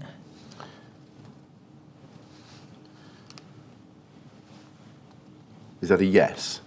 that you understood that when people came to you with a question about ADB, they were looking for a clear answer which indicated unambiguously and unequivocally the Secretary of State's intent behind the language used. But that would have been in terms of its objective, because there are too many different. What I'm not empowered to do at that time is to give people an interpretation beyond what my understanding of the intention and what the words actually said. But you drafted these provisions. Surely you were able to tell them what you meant when you did so. Yes, which is the point that's in the minutes. Right, okay.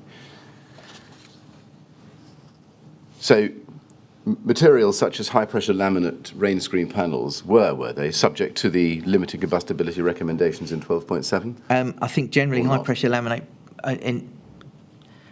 my reading of the provisions, which links back to what I'd said to Mr. Baker, I guess it must have been nearly 12 months before, was that a high-pressure laminate is essentially a homogeneous material, so it's a sheet of one material.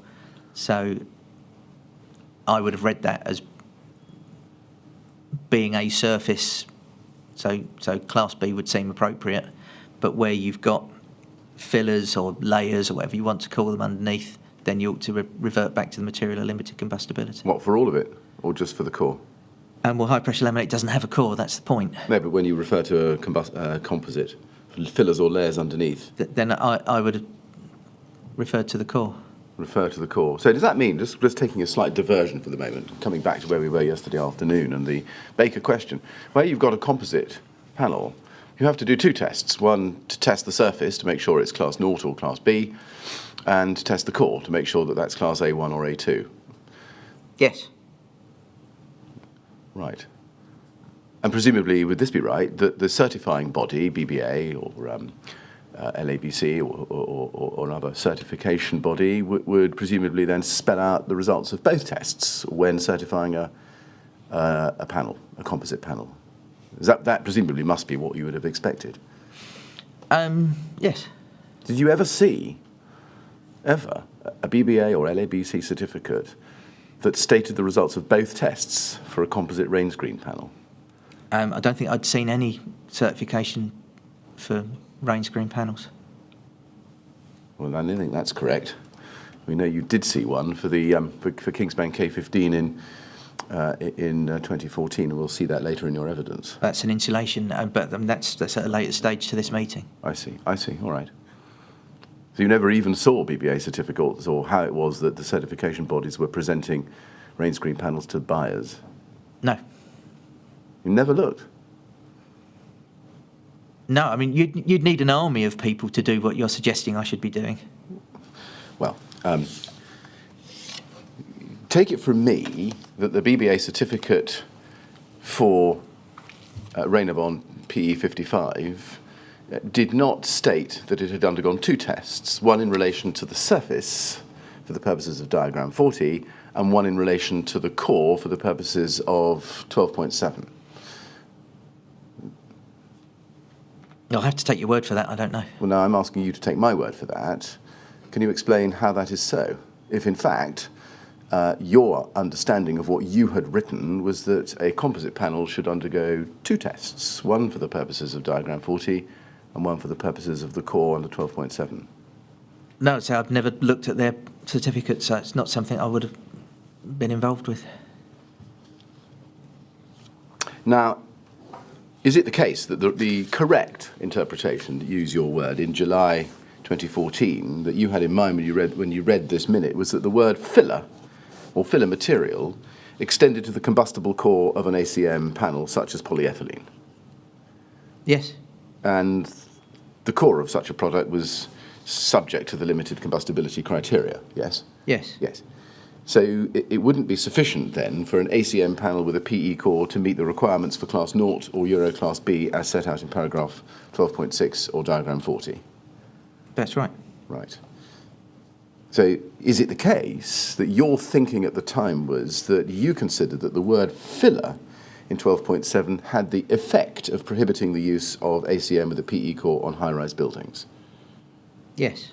And would it follow from that that that prohibited unless used in a system which had been tested to be S8414 and classified to BR135? Yes. Or I suppose assessed by a fire engineer as part of a holistic risk assessment. I guess so. Yes.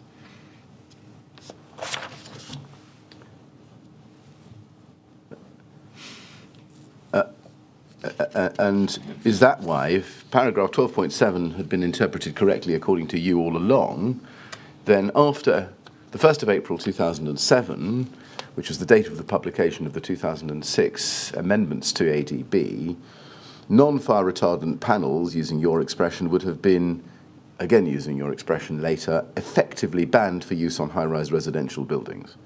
Yes.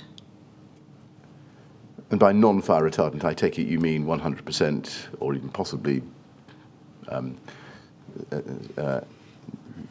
lower proportion of pure PE core panels. Yeah, that's how you, Right. if you extend that, yes. Now, at the date of this meeting, was it your understanding that 12.7 of ADB was intended to cover only the insulation and the core of a composite panel, or all elements of the external wall build-up, including the external facings? I asked you this yesterday, and your answer was no, but was it still no at this date? It's still the same answer. Still the same answer. Now let's go back then, or down rather, in the document, and you can see a heading, breather membranes, yes? Yes. And under breather membranes, it says, it was suggested that clause 12.7 of ADB has a wider application and applies to all materials other than those specifically excluded, i.e. gaskets and sealants. Now, when you read the minute, did you note the suggestion here that 12.7 might apply to all materials except those expressly excluded? I would have read it at the time, I don't remember. What did you understand by the suggestion? But I can't remember thinking about it at the time. Could you not clearly see from it that some people at the meeting clearly took the view that about the breadth of 12.7 that was clearly different from yours, namely that it extended to everything except gaskets and sealants? In other words, did extend to the external facings?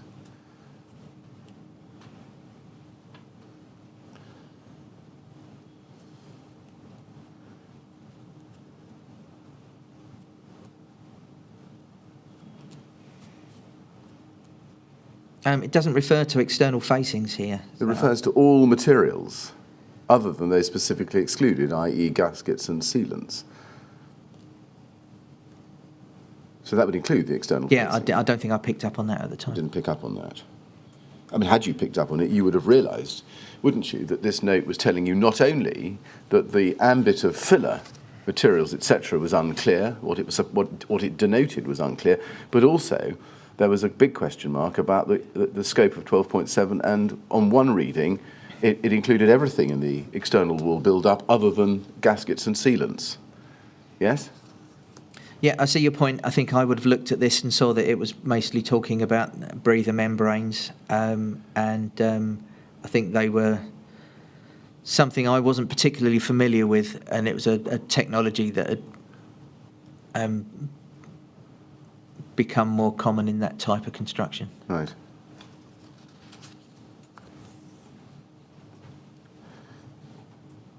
Now, can we go back to your statement, please? Page 41, paragraph 119A. And you say this in relation to the minutes of the CWCT fire group on that date. I would highlight the following from those minutes. And if you look down to A, you see this. Under point 3, current CWCT guidance, CWCT Standard Part 6 sets out the requirements for fire performance of facades. This is a further example of the industry producing its own guidance to assist compliance with the regulations. Now, in July 2014, had you read the CWCT Standard for Systemised Building Envelopes Part 6, which deals with fire performance, published in 2008? I don't think I was familiar with it in advance of this meeting. Would you? Well, then let's look at it. Were you familiar with it at or after this meeting? I'm not sure. I think it was circulated, so I think I would have read it. Yes, I think it was circulated, in fact, by Brenda Apted, wasn't it? Yes. Yeah. So let's look at it. CWCT 5046, please.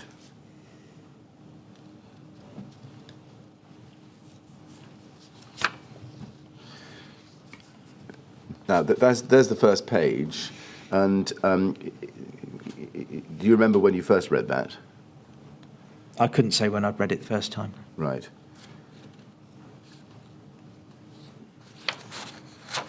Now, did you read it after the 2014 meeting? I would have thought so, but I'm not sure. Right.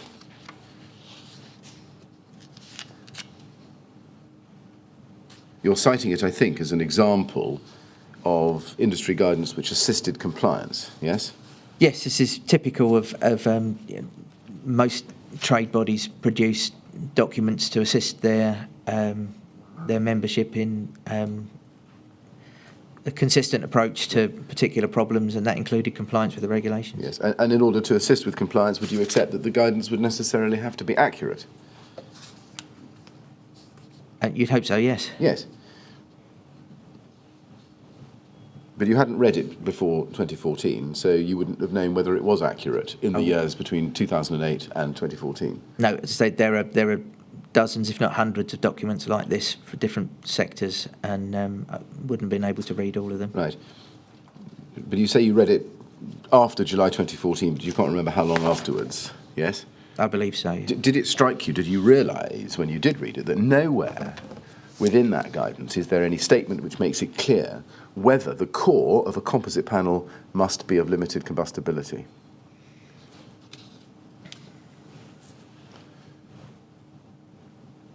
Not sure if I picked up on that at that time, but the fact that it was acknowledged in the meeting, I think I assumed that was something they would take on board. Right. When you prepared your statement, did you read it? You've referred to it as an example of something which assisted with compliance. When you prepared your statement, did you read this document?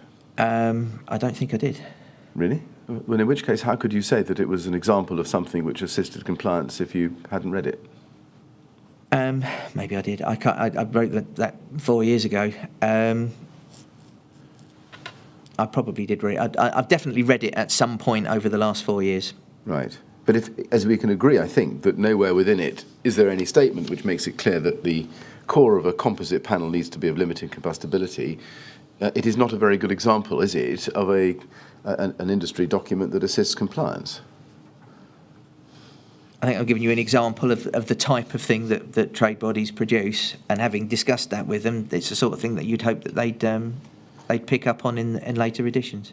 Now, take it from me that the CWTC standard was published about 18 months after approved document B 2006 was published in April 2007. And take it from me also that at page 4 it says that it was written under the guidance of the CWCT Technical Committee. Now let's go to page 4 of this document. We can see who is on the list there. A number of people, including Alan Keeler from CWCT, ditto Stephen Ledbetter. You see that? Yes. It's a long list of people from the BRE, ARUP, the NBS, the CWCT itself, and manufacturers and other industry organisations, with additional advice given by others. Pilkington, Bureau, Happold, ARUP, Chiltern Fire, and EPIC, yes? Yes. And EPIC is Engineered Panels in Construction, which is a trade association representing the insulated panel industry. I mean, you would agree, I think, that this is a pretty heavyweight group of people who might be expected to know enough about cladding and its fire performance to be able to provide accurate and detailed guidance to members, yes? Yes. Yes. Now, take it from me, please, that the word filler or phrase filler materials does not appear in this document at all. Nor is there anything in it which tells the readers that there is that material other than insulation should be of limited combustibility. Take that from me. Can you explain that? No.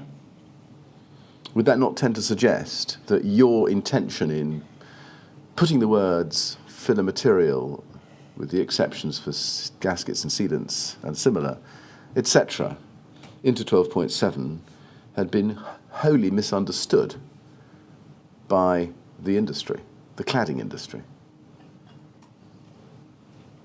I think I understand that now. Well, the only reason you didn't understand it then was because you hadn't read the document. Yes? Yes, but as I say, there are dozens, if not hundreds, of documents like this. I wouldn't have been able to read all of them. No, but I mean, given the circumstances in which 12.7 came to be amended post-consultation, and the fact that you told us, I think at least twice yesterday, you were unhappy with it, were you not interested in following up later to see what industry made of it? See whether they'd understood your intention, or whether they'd missed the point? With hindsight, I wish I had, but not at the time. I didn't think of it. With hindsight, you wish you had, yes, but of course. But what is it that you didn't know at the time that you now know that makes you say it, but with hindsight? There are a lot of buildings that have materials on them that we were trying to discourage people from using. In fact, this document does rather the opposite. If we go, please, to page 15, let's look at 6.6.2.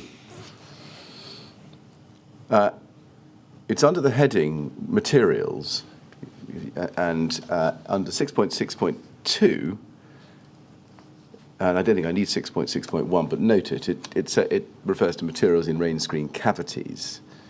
But if you look at 6.6.2, insulation materials, it says insulation in walls of buildings with a story more than 18 metres above ground level should be of limited combustibility. You see that? Yes. Now, to the extent that it suggests that the requirement of limited combustibility was limited to insulation products, that was inconsistent, wasn't it, with your correct interpretation, as you put it, of the meaning of the word filler in 12.7 of ADB? Yes. Yes. And also inconsistent with the suggestion made at the 2nd of July meeting that it applied to the whole of the wall build-up except gaskets, sealants and similar, under the breather membrane heading we saw.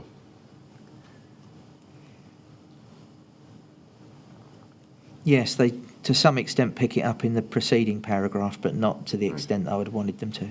And if we turn to page 13, paragraph 6.4.2, just look at that. That's about surface spread of flame. And you can see that there's a reference there to 476 Part 6 and 7 and Class B. This is basically diagram 40 writ large, isn't it? Yes. Yes. And then page 15, paragraph 6.6.2, which deals with insulation materials, as we've seen, and then over on to 6.6.3, which deals with composite components. You see that when one of the cladding elements is a composite of two or more materials, mechanically jointed, bonded, or fused together, the elements as a whole must demonstrate the appropriate fire performance. Similarly, it must be demonstrated that the composite will remain reasonably whole and not become prematurely separated from the building or framework. Nothing there at all to say that the core of the composite must be of limited combustibility. No. No.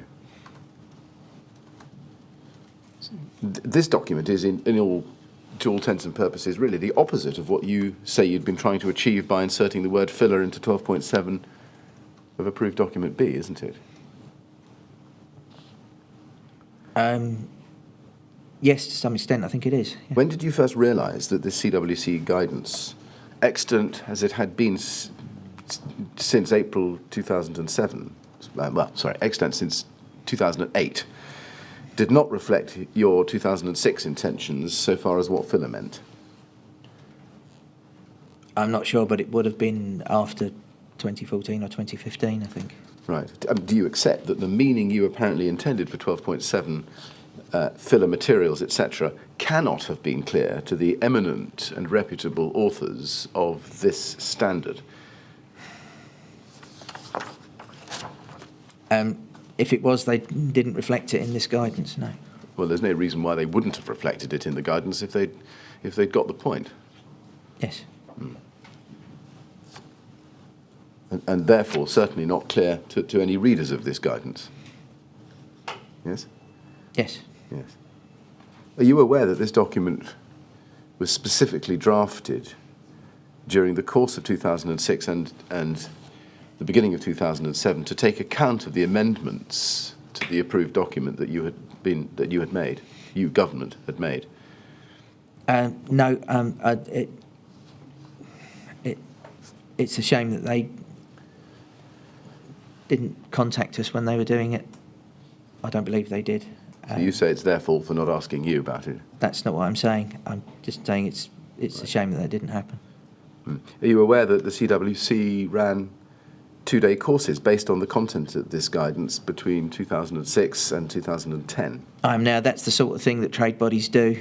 But I wouldn't have known about them at the time.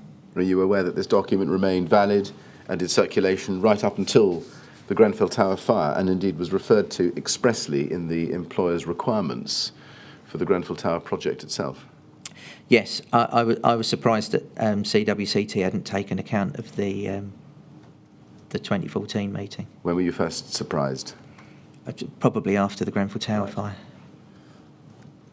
And had you read this document, I think you must accept that it would have been obvious to you that none of the members of CWCT's technical committee, that long and eminent list, or those giving additional advice, appear to have picked up what you say was the intended meaning of the word filler in paragraph 12.7. Yes, I've certainly spoken to people that did seem to have picked it up. It's clear from the meeting in 2014 that people had recognised that, and I think the evidence from some of the engineers at WinTech is that they recognised the intent. Now, are you aware, or were you aware at the time, that in March 2011, the CWCT issued Technical Note 73 on the subject of fire performance of curtain walls and rain screens? I wasn't aware of it at the time, no. Right. Can we go to your statement, please, page 40, para 118? You refer here to the email we looked at before from Brenda Apted of the 24th of April 2014 and the document she attaches, which was Technical Note 73. I think I may have put to you that she sent to you the earlier standard. If I did, I correct that. It was Technical Note 73, to be fair to you. Is it right that you hadn't seen that document, Technical Note 73, before April 2014? That's right. Do you know why that was? I would have only seen it if somebody had brought it to my attention. Right, but it wasn't it your job to keep abreast of the main industry developments and guidance notes about the meaning and application of the approved documents? Insofar as one person's able to do that, given the range of tasks that we had upon us, you can't watch the entire construction industry. Well, wasn't there a system? I think some people might think it wasn't difficult to set up a system whereby you would maintain a library of the principal guidance documents which gave industry guidance about the guidance about the statutory guidance under the building regulations. Well, there wasn't a system. I can see why that might be desirable. I'm not quite sure how we would have constructed that to make that happen. Well, I'm not going to stand here and design a library system for you, but would you accept that it can't have been terribly difficult for you or somebody in your department, Mr. Kelly, for example, to identify all the main bodies in the construction industry and just ask them to provide you by email with their current guidance about the approved documents? That way you would understand what it is that the members of those organisations understood about your guidance, and you could keep tabs on it. Do you accept that? I accept that would be desirable. I'm not sure if we'd have had the time to be able to do all of that. Well, did it ever cross your mind that that's something you ought to do? I don't think so, no. How come?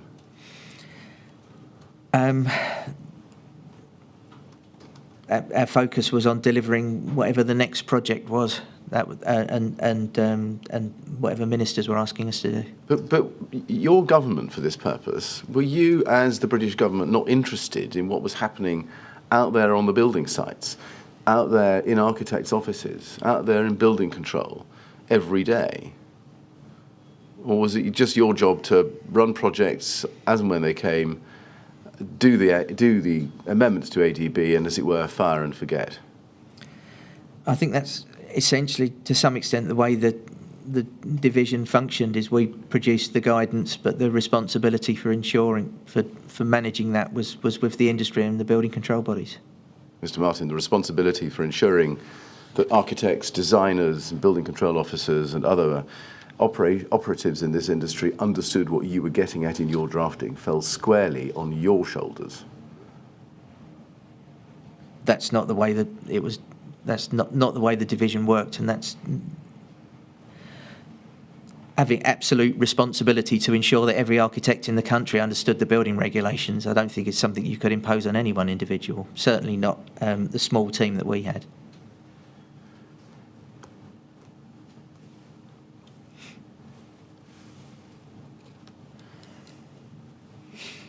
Do you know whether any other official within your team had read Technical Note 73?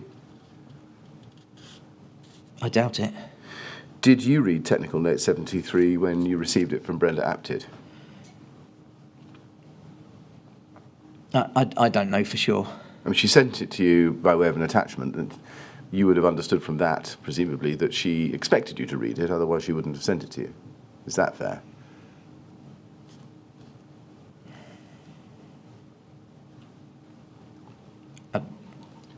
I suppose she was allowing me or bringing it to my attention so that I might read it. Yeah. And you can't remember whether you did or you didn't. Is that right? No, I'm guessing in April 2014 I was in the middle of introducing an entirely new set of regulations covering domestic security, so that's probably what was at the forefront of my mind, I imagine. Right. Let's look at it. CWCT 5019. Now, I should just tell you that a lot of this document is directed towards the use of fire stops and cavity barriers. The main section for our purposes is page 6, left-hand column. If we go to that, please, you'll see a heading, use of combustible material. Yes? Yes. See that? And if we go to the second paragraph under the heading, you can see it says this.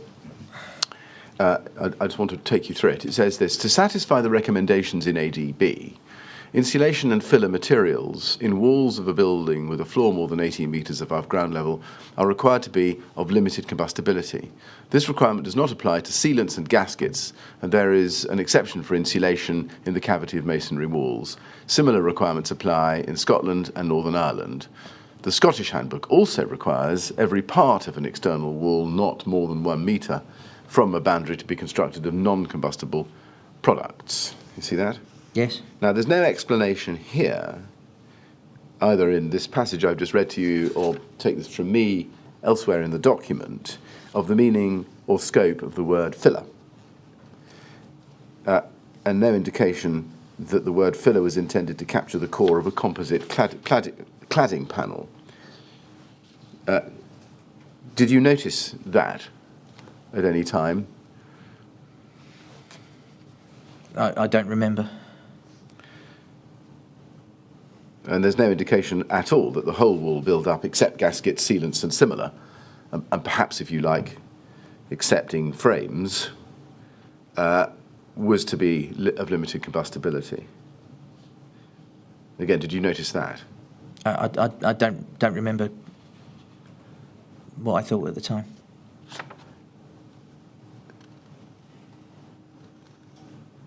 Right.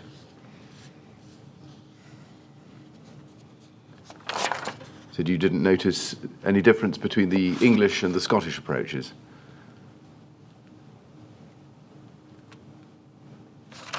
I knew that there were differences between the English and Scottish provisions. The definition of non-combustible is different in Scotland, or it was at the time, I think. Now let's look at the final paragraph on the left-hand side. We need to scroll down to that, please, and you'll see a heading, Alternative Approaches. And it says this: for rain screen walls, ADB allows fire testing in accordance with BS 8414 to be used instead of providing cavity barriers and non-combustible insulation as described above. Is that correct? I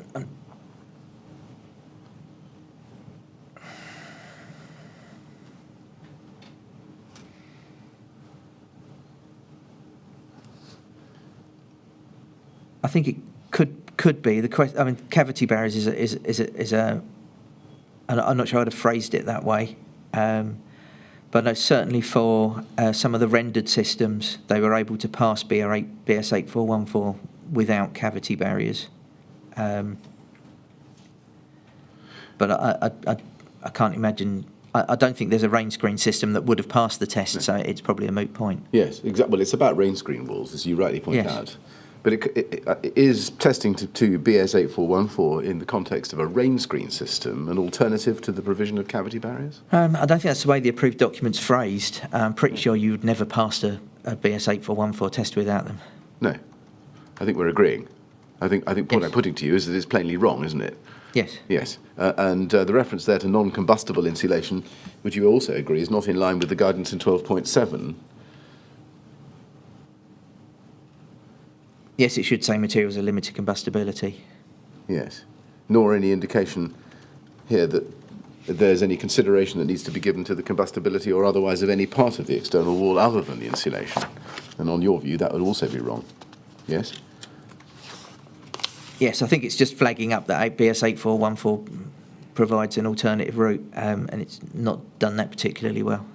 Now, Alan Keeler of the CWCT has told us in his statement, and we don't need to go to it, it's paragraph, it's actually an unparagraphed statement. It's page 3, second paragraph, lines 5 to 7.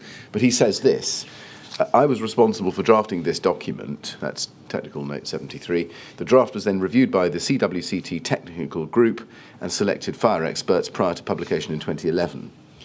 Now, do you accept that if you had read this document in or near the date of its publication in March 2011, it would have become clear to you that the CWCT and their experts advising them on the content of this document do not appear to have understood what you say was the intended meaning of the word filler in paragraph 12.7 of approved document B?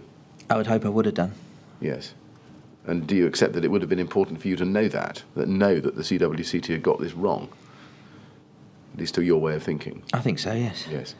Are you aware that this document remained current and in circulation until April 2017?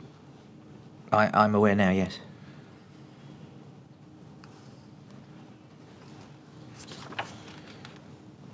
So you hadn't read the 2008 standard until, I think, after the fire at Grenfell, and you hadn't, I think, read the CWCT March Technical Note 73, unless you did at the time when Brenda Apt had sent it to you, until after the fire. Have I got that right? I think so, yes. Right. So can you just help me? What was the first industry guidance about approved document B, and particularly external wall construction, that you read between 2008 and the 14th of June 2017, which assisted on compliance with those requirements of B4? I'm not convinced I read any of it up until that point.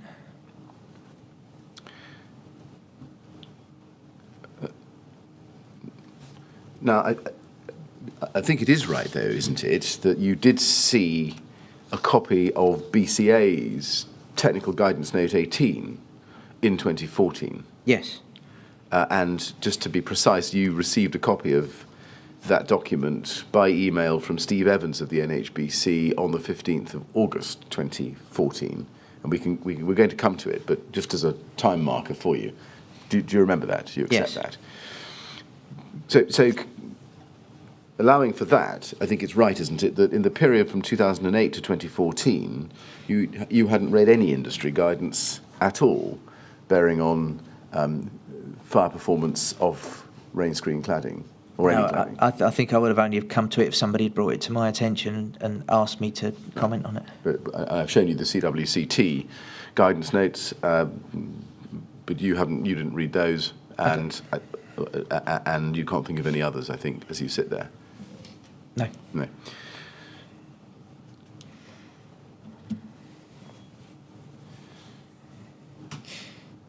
Just going back then to say, help me, in your statement at paragraph 155 at page 54,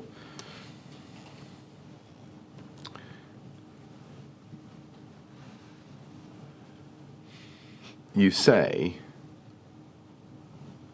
in the middle of the paragraph, and you're dealing there with the period 2009 to the 14th of June 2017, however, within the context of the system of building regulations in England, it was my view that relevant industry bodies were taking appropriate steps to produce guidance and ensure that the functional requirements of the regulations, particularly requirement B4, were met.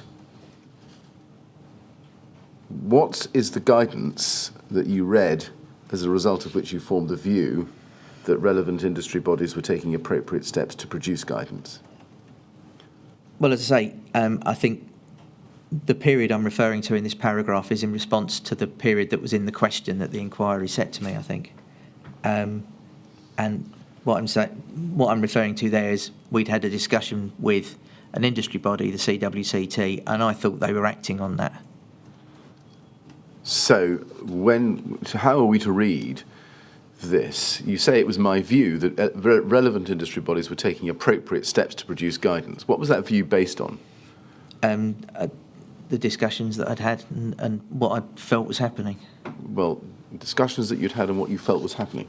Which guidance, which industry bodies did you think were taking appropriate I think steps? what I'm referring to here is probably specifically the BCA guidance, which I was familiar with, and I think I understood that the CWCT was taking the comments that had been made at that meeting on board. I see. So in fact, we should read that sentence was this right? Help me with it. We should read that as saying that it was my view that the BCA were taking appropriate steps to produce guidance as they did from June 2014. Because that's all I think you can refer to. And I thought that CWCT were taking on board the comments that had been made at the meeting. Right. We will come back to that in due course in any event.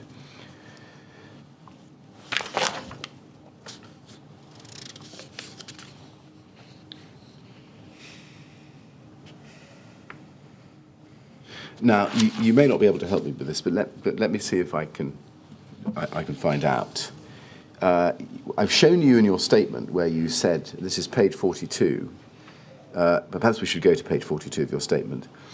And you referred there to the fact that another attendee at the 2nd of July CWCT fire group meeting had correctly interpreted the word filler.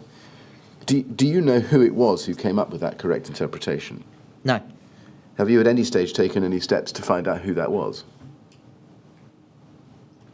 No. Why is that?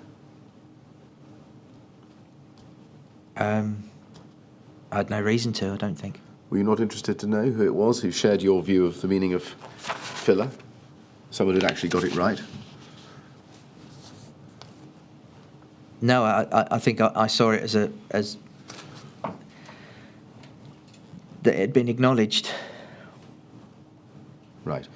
Now, from those at the meeting, David Metcalf told the inquiry in his statement, and I'll just give you the reference, paragraph 36, page 10, and he confirmed it on day 228, page 90, at 1 to 18, that he believed that the announcement that clause 12.7 of ADB was intended to prohibit the use of polyethylene cord ACM in buildings over 18 metres, his evidence is that that was said by Sarah Colwell. Are you able to confirm that? No, I've just said I don't know who it was. You don't know who it was. And others also confirm that. Stuart Taylor, says, he's WinTech, and he recalls that you confirmed that to be the case. Is it correct that you confirmed that Sarah Colwell's interpretation of 12.7 was correct? I wasn't there. You weren't there. So you think that Mr. Taylor's recollection on that is defective? It must be, yes. Well, it must be if you're right in your recollection, yes. Yes. I see. Do you think that, even though you weren't there, that Mr. Taylor, Mr. Metcalfe and Mr. Hepworth might be right that it was Sarah Colwell who told the others there that 12.7 was intended to prohibit the use of polyethylene cord ACM over 18 metres? I've got no reason to think it wasn't, Dr. Colwell. Right. And indeed, I think it's right that there was nobody there but Sarah Colwell who had been involved in any way with formulating the wording of paragraph 12.7. Yes, it seems likely it was Dr. Sam Colwell. Greenwood was a BRE person at the time. Yes, it seems likely it was Dr. Colwell. Yes, I see. Was there anybody else at the meeting with whom you had been in recent discussion about the interpretation of 12.7 other than BRE people? I don't think so. Did it not concern you when you read the minute that the meaning and scope of 12.7 even needed to be explained by an attendee, perhaps Sarah Colwell, to a group of other professionals more than 7 years after publication of the guidance? I think I saw it as being a record that it wasn't clear that it was only one person that thought that from the minute, I think. Did it not occur to you that the correct interpretation that you say was given by an attendee might have come as a wholly new interpretation to others at the meeting? That's not the impression I got from the minutes, I don't think. Did it occur to you that others at the meeting might simply have disagreed and gone about their business as before with their own interpretations in place? You would hope they'd have recorded that and raised that if that was an issue. Well, they might have done, but they might have continued as business as usual until the government provided clarity. No? Why wouldn't you? The way I saw it at the time was that I saw that as being that the meeting had accepted that was the case and that the attendees would take account of that. Now, I think you confirmed that you read the paragraph of the minutes of the meeting which record, I think in two places, this is not clear in relation to the correct interpretation of 12.7 of ATP. Now, your witness statement is silent on that aspect of the minutes. Can you explain why that is? But why I didn't include it in my statement? Or Yes. I didn't think it was necessary. Why didn't you? I can see the point that the people at the meeting are making is that it isn't a list of products that do or don't comply. I think we've already discussed that point. Had you at any stage after 2005, or perhaps 2006, after publication, considered that the heading of 12.7 insulation materials / products might lead readers to think that the paragraph was dealing with insulation materials or insulation products and not external cladding panels, which are of course addressed in 12.6? I think the first time I'd seen somebody refer to it in that way was probably the minutes of this meeting. I mean, it's an obvious way of reading 12.7, isn't it? I don't think I gave it a great deal of thought after publication of the approved document until this meeting. Right, and at this meeting, or after you read the minutes of this meeting, was it then not obvious to you that those people who read 12.7 had thought it was all about insulation and not understood that it was about external cladding panels? I don't think it was all of. It doesn't say it was all of them, but it was something I wasn't happy about. Was it not a matter of immediate and serious concern to you that there appears to be, at least as recorded in these minutes, a general consensus among attendees that the interpretation and relevance of the word filler in 12.7 was unclear?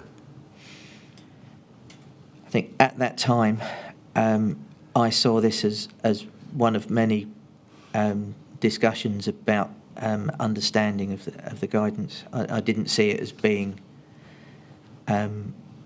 as critical as perhaps I should have done. Right, so the answer to my question is no, you didn't see this as a matter of immediate and serious concern. No. Did it occur to you when you read the minutes that, if you analyse it, in fact, 12.7 could have three different interpretations? I'll give them to you. One, only the insulation had to be of limited combustibility. Two, the core of a composite panel also had to be of limited combustibility. Or three, the whole of the external wall build-up, save in relation to gaskets, sealants and similar, had to be of limited combustibility. Did that occur to you? I don't think it did at the time. And why is that? Again, is it because you just didn't give it the thought it deserved? Probably, as I say, at this point, I was working on a couple of other projects, so I wouldn't have been able to give the full attention to it. Right. You see, the list of attendees on page 1 I read to you were, I think you would have to accept, experienced fire safety and or cladding professionals, yes? Yes. I mean, that's why they were there, yes? Yes. And you saw from Brenda Apt's 24th of April email and the list of topics what the meeting was for, yes? Yes. Yes. And now these individuals all fall into what you might call the realm of professionals, which is how you described the relevant readers of ADB in your response, or the department's response to the Rule 43 letter following the Lackland House inquest, yes? Yes. Yes. Can you help us understand why you weren't concerned enough by the fact that these professionals had not, as it seems, understood the intended meaning, or as you put it, the correct meaning of filler or filler materials to take any action at this time? I think the minutes show that at least one attendee, and I assumed it was probably more, I don't know, had got the intention, and that's what they were talking about, was how best to apply it. When you read the minutes, did you at any time contact any of the attendees from the 2nd of July meeting, even Sarah Colwell, to find out how and why the general consensus had been reached that the guidance was not clear? I'm not 100% sure. I think I spoke to Dr. Colwell afterwards. Right. And in that conversation, did you make any effort to find out why this body of professionals had misunderstood 12.7 to date? No. So let's look together at what some of the attendees say in their evidence to the inquiry about what they understood and the understanding of industry more generally. And let's take this shortly. Let's start with Stuart Taylor. He says that he wasn't surprised by what you describe as the correct interpretation, but that's because he'd spoken to Sarah Colwell in 2007 and what she told him at that time. That's in his witness statement at paragraph 127, page 56. But I just want to show you others. First, David Metcalf, day 228, page 91.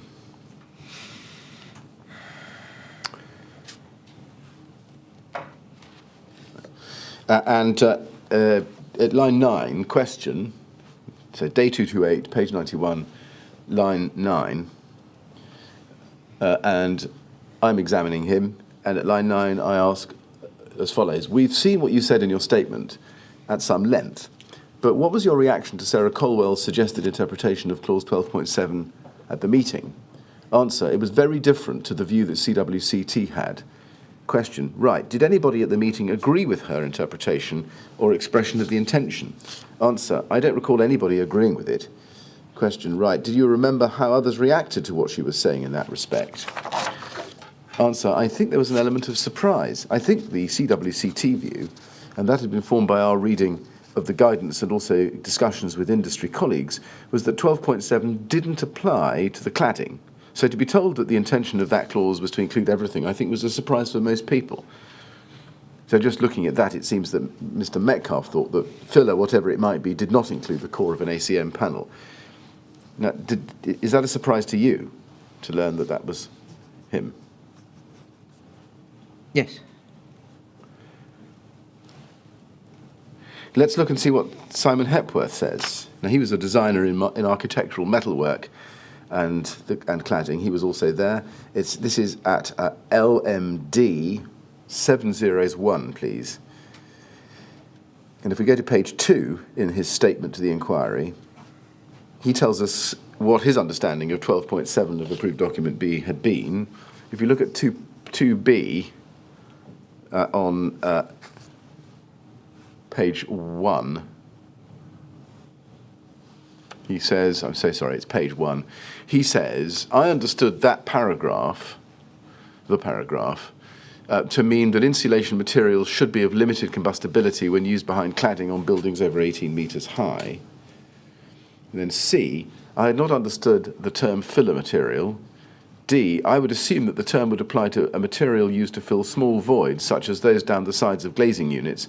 However, the most appropriate material for this, and this is the rationale I've always used, is to use loose fill insulation. As such, I've always described such instances as insulation, not filler materials.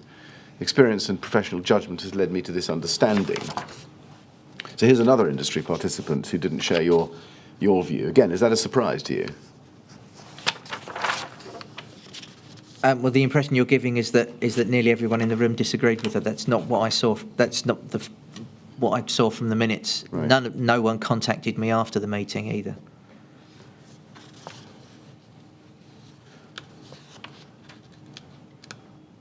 And another one was Niall Rowan, AFP 702. This is his witness statement, page 4, paragraph B.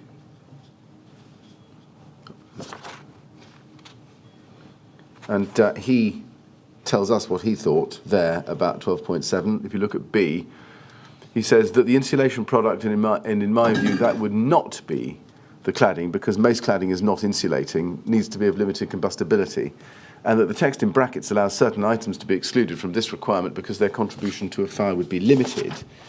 And if you go to C down to E, let's look at C.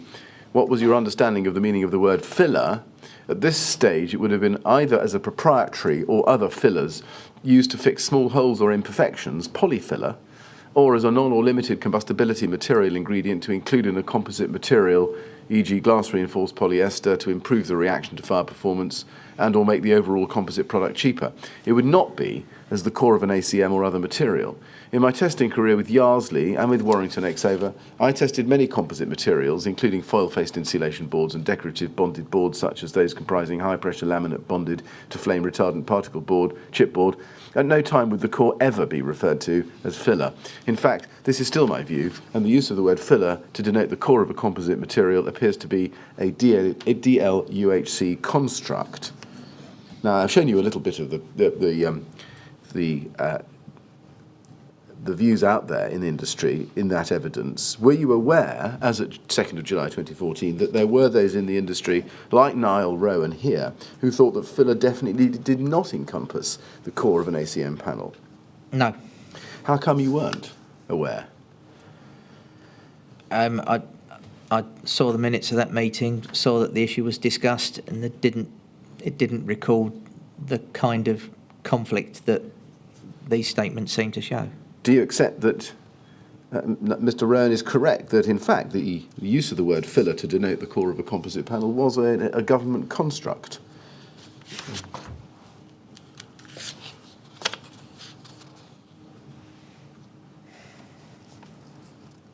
I think we discussed how we got to that term. Yeah. Partly it was because it was a term that had been used in a consultation response. So is your evidence that you were completely unaware before the 2nd of July 2014, or perhaps on the receipt of the minutes of that meeting, of the lack of clarity at best in the minds of at least a cross-section of industry? Yes, I wasn't aware of of that. And can you explain why you were ignorant of that? On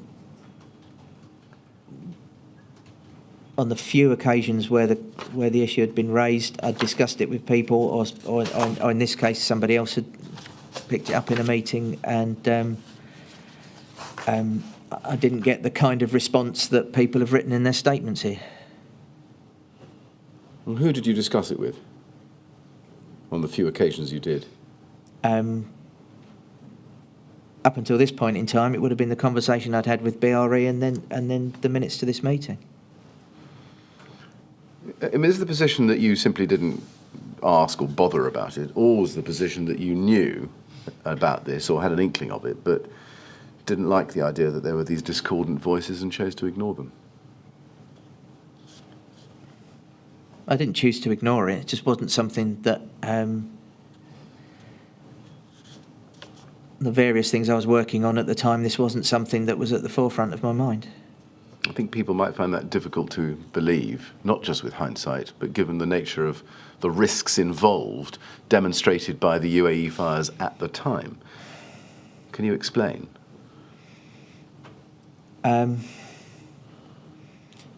Not entirely, no. I think that I can only say at the time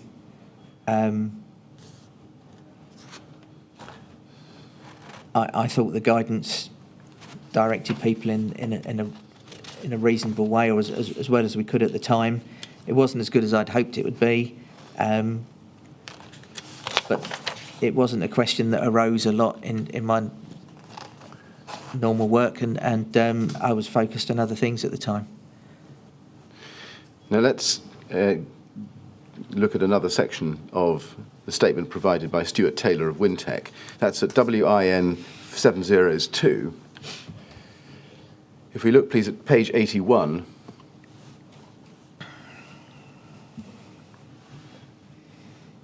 paragraph 197, he says this, and he's talking here in this section of his statement about a view expressed by David Metcalf in an email to him on the 7th of July, a few days after the CWCT fire group meeting, about the meaning of the word filler, which needed to be clarified. And he says this: I agreed with David Metcalf that this was an important matter that did need clarification ASAP.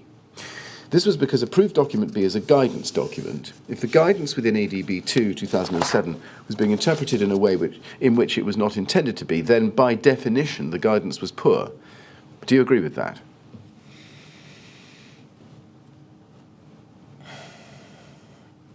I suppose conceptually, yes. Yeah.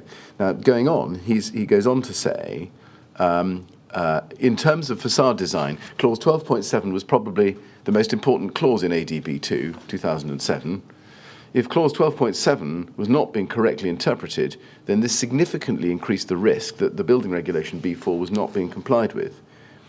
Do you have any reason to disagree with that?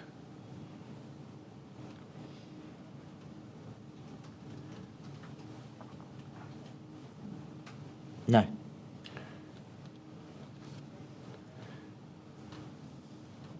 He then goes on at 198. Since it was clause 12.7 that was causing an issue, and clause 12.7 is part of the guidance of ADB 2 2007, then in my opinion it was those who were responsible for approved document B who should have clarified its meaning. Now, you can see, I think, that it was 12.7 which was causing an issue, as he put it, at the meeting. Yes? Yes. And you could have seen that, and you did see that from the minutes, I think, as you accept, yes? Yes. Do you disagree with what Mr. Taylor says about those who were responsible for approved document B being the same people who should therefore have clarified its meaning? I can see why you would say that, and wherever I could, I did try to do that.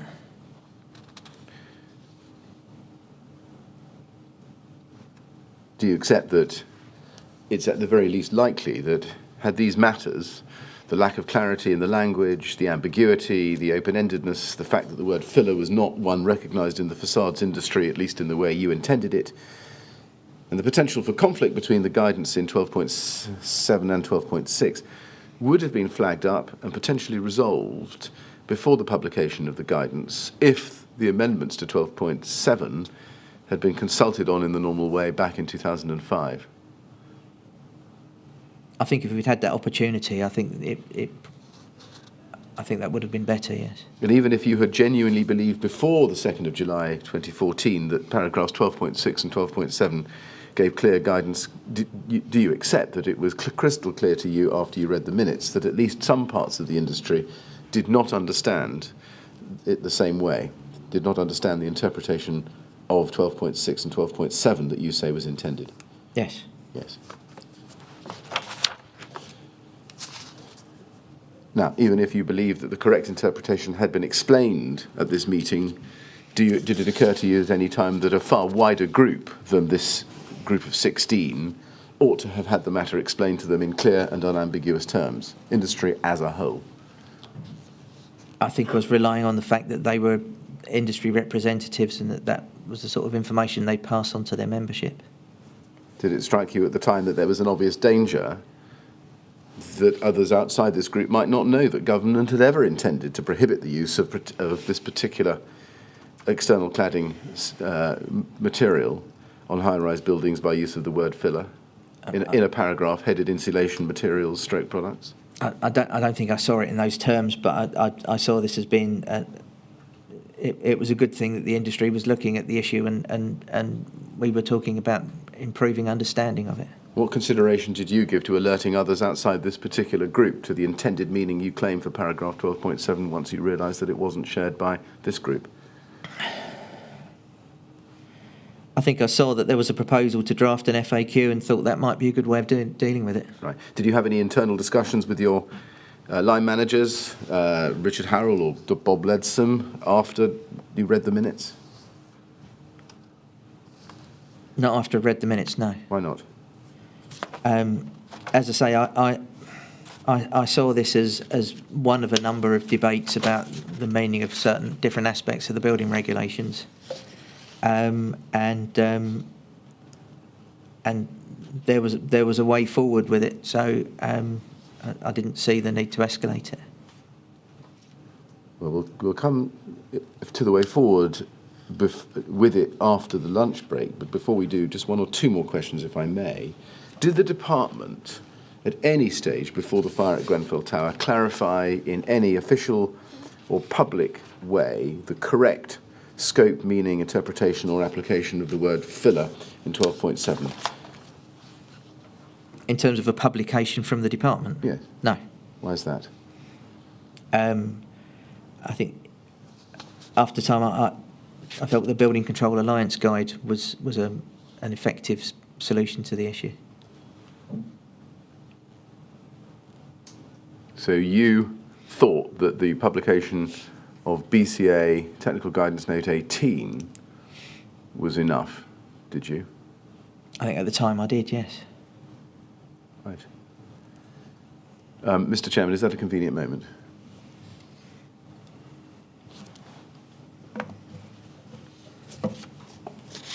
Sorry, Mr. Millett, I'd lost my unmute button for a moment. Yes, I let you run on a bit because I thought you wanted to finish that particular section of your questions. So Thank you. Yes. But I think we obviously must stop now. Yes. And I think I'm not sure that the clock on my computer is entirely synchronised with the clocks in the hearing room, but I have to run. So I'm going to say we'll break now and resume at 2:05, please. That would give us precisely 1 hour according to the clock in the hearing room. Even better. All right, thank you. Now, Mr. Martin, we're going to break now. We'll resume, please, at 2:05.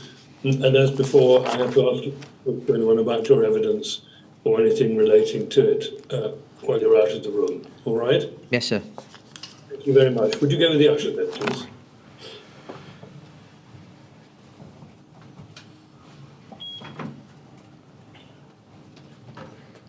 Good. Thank you all very much. 2:05 then, please. Thank you.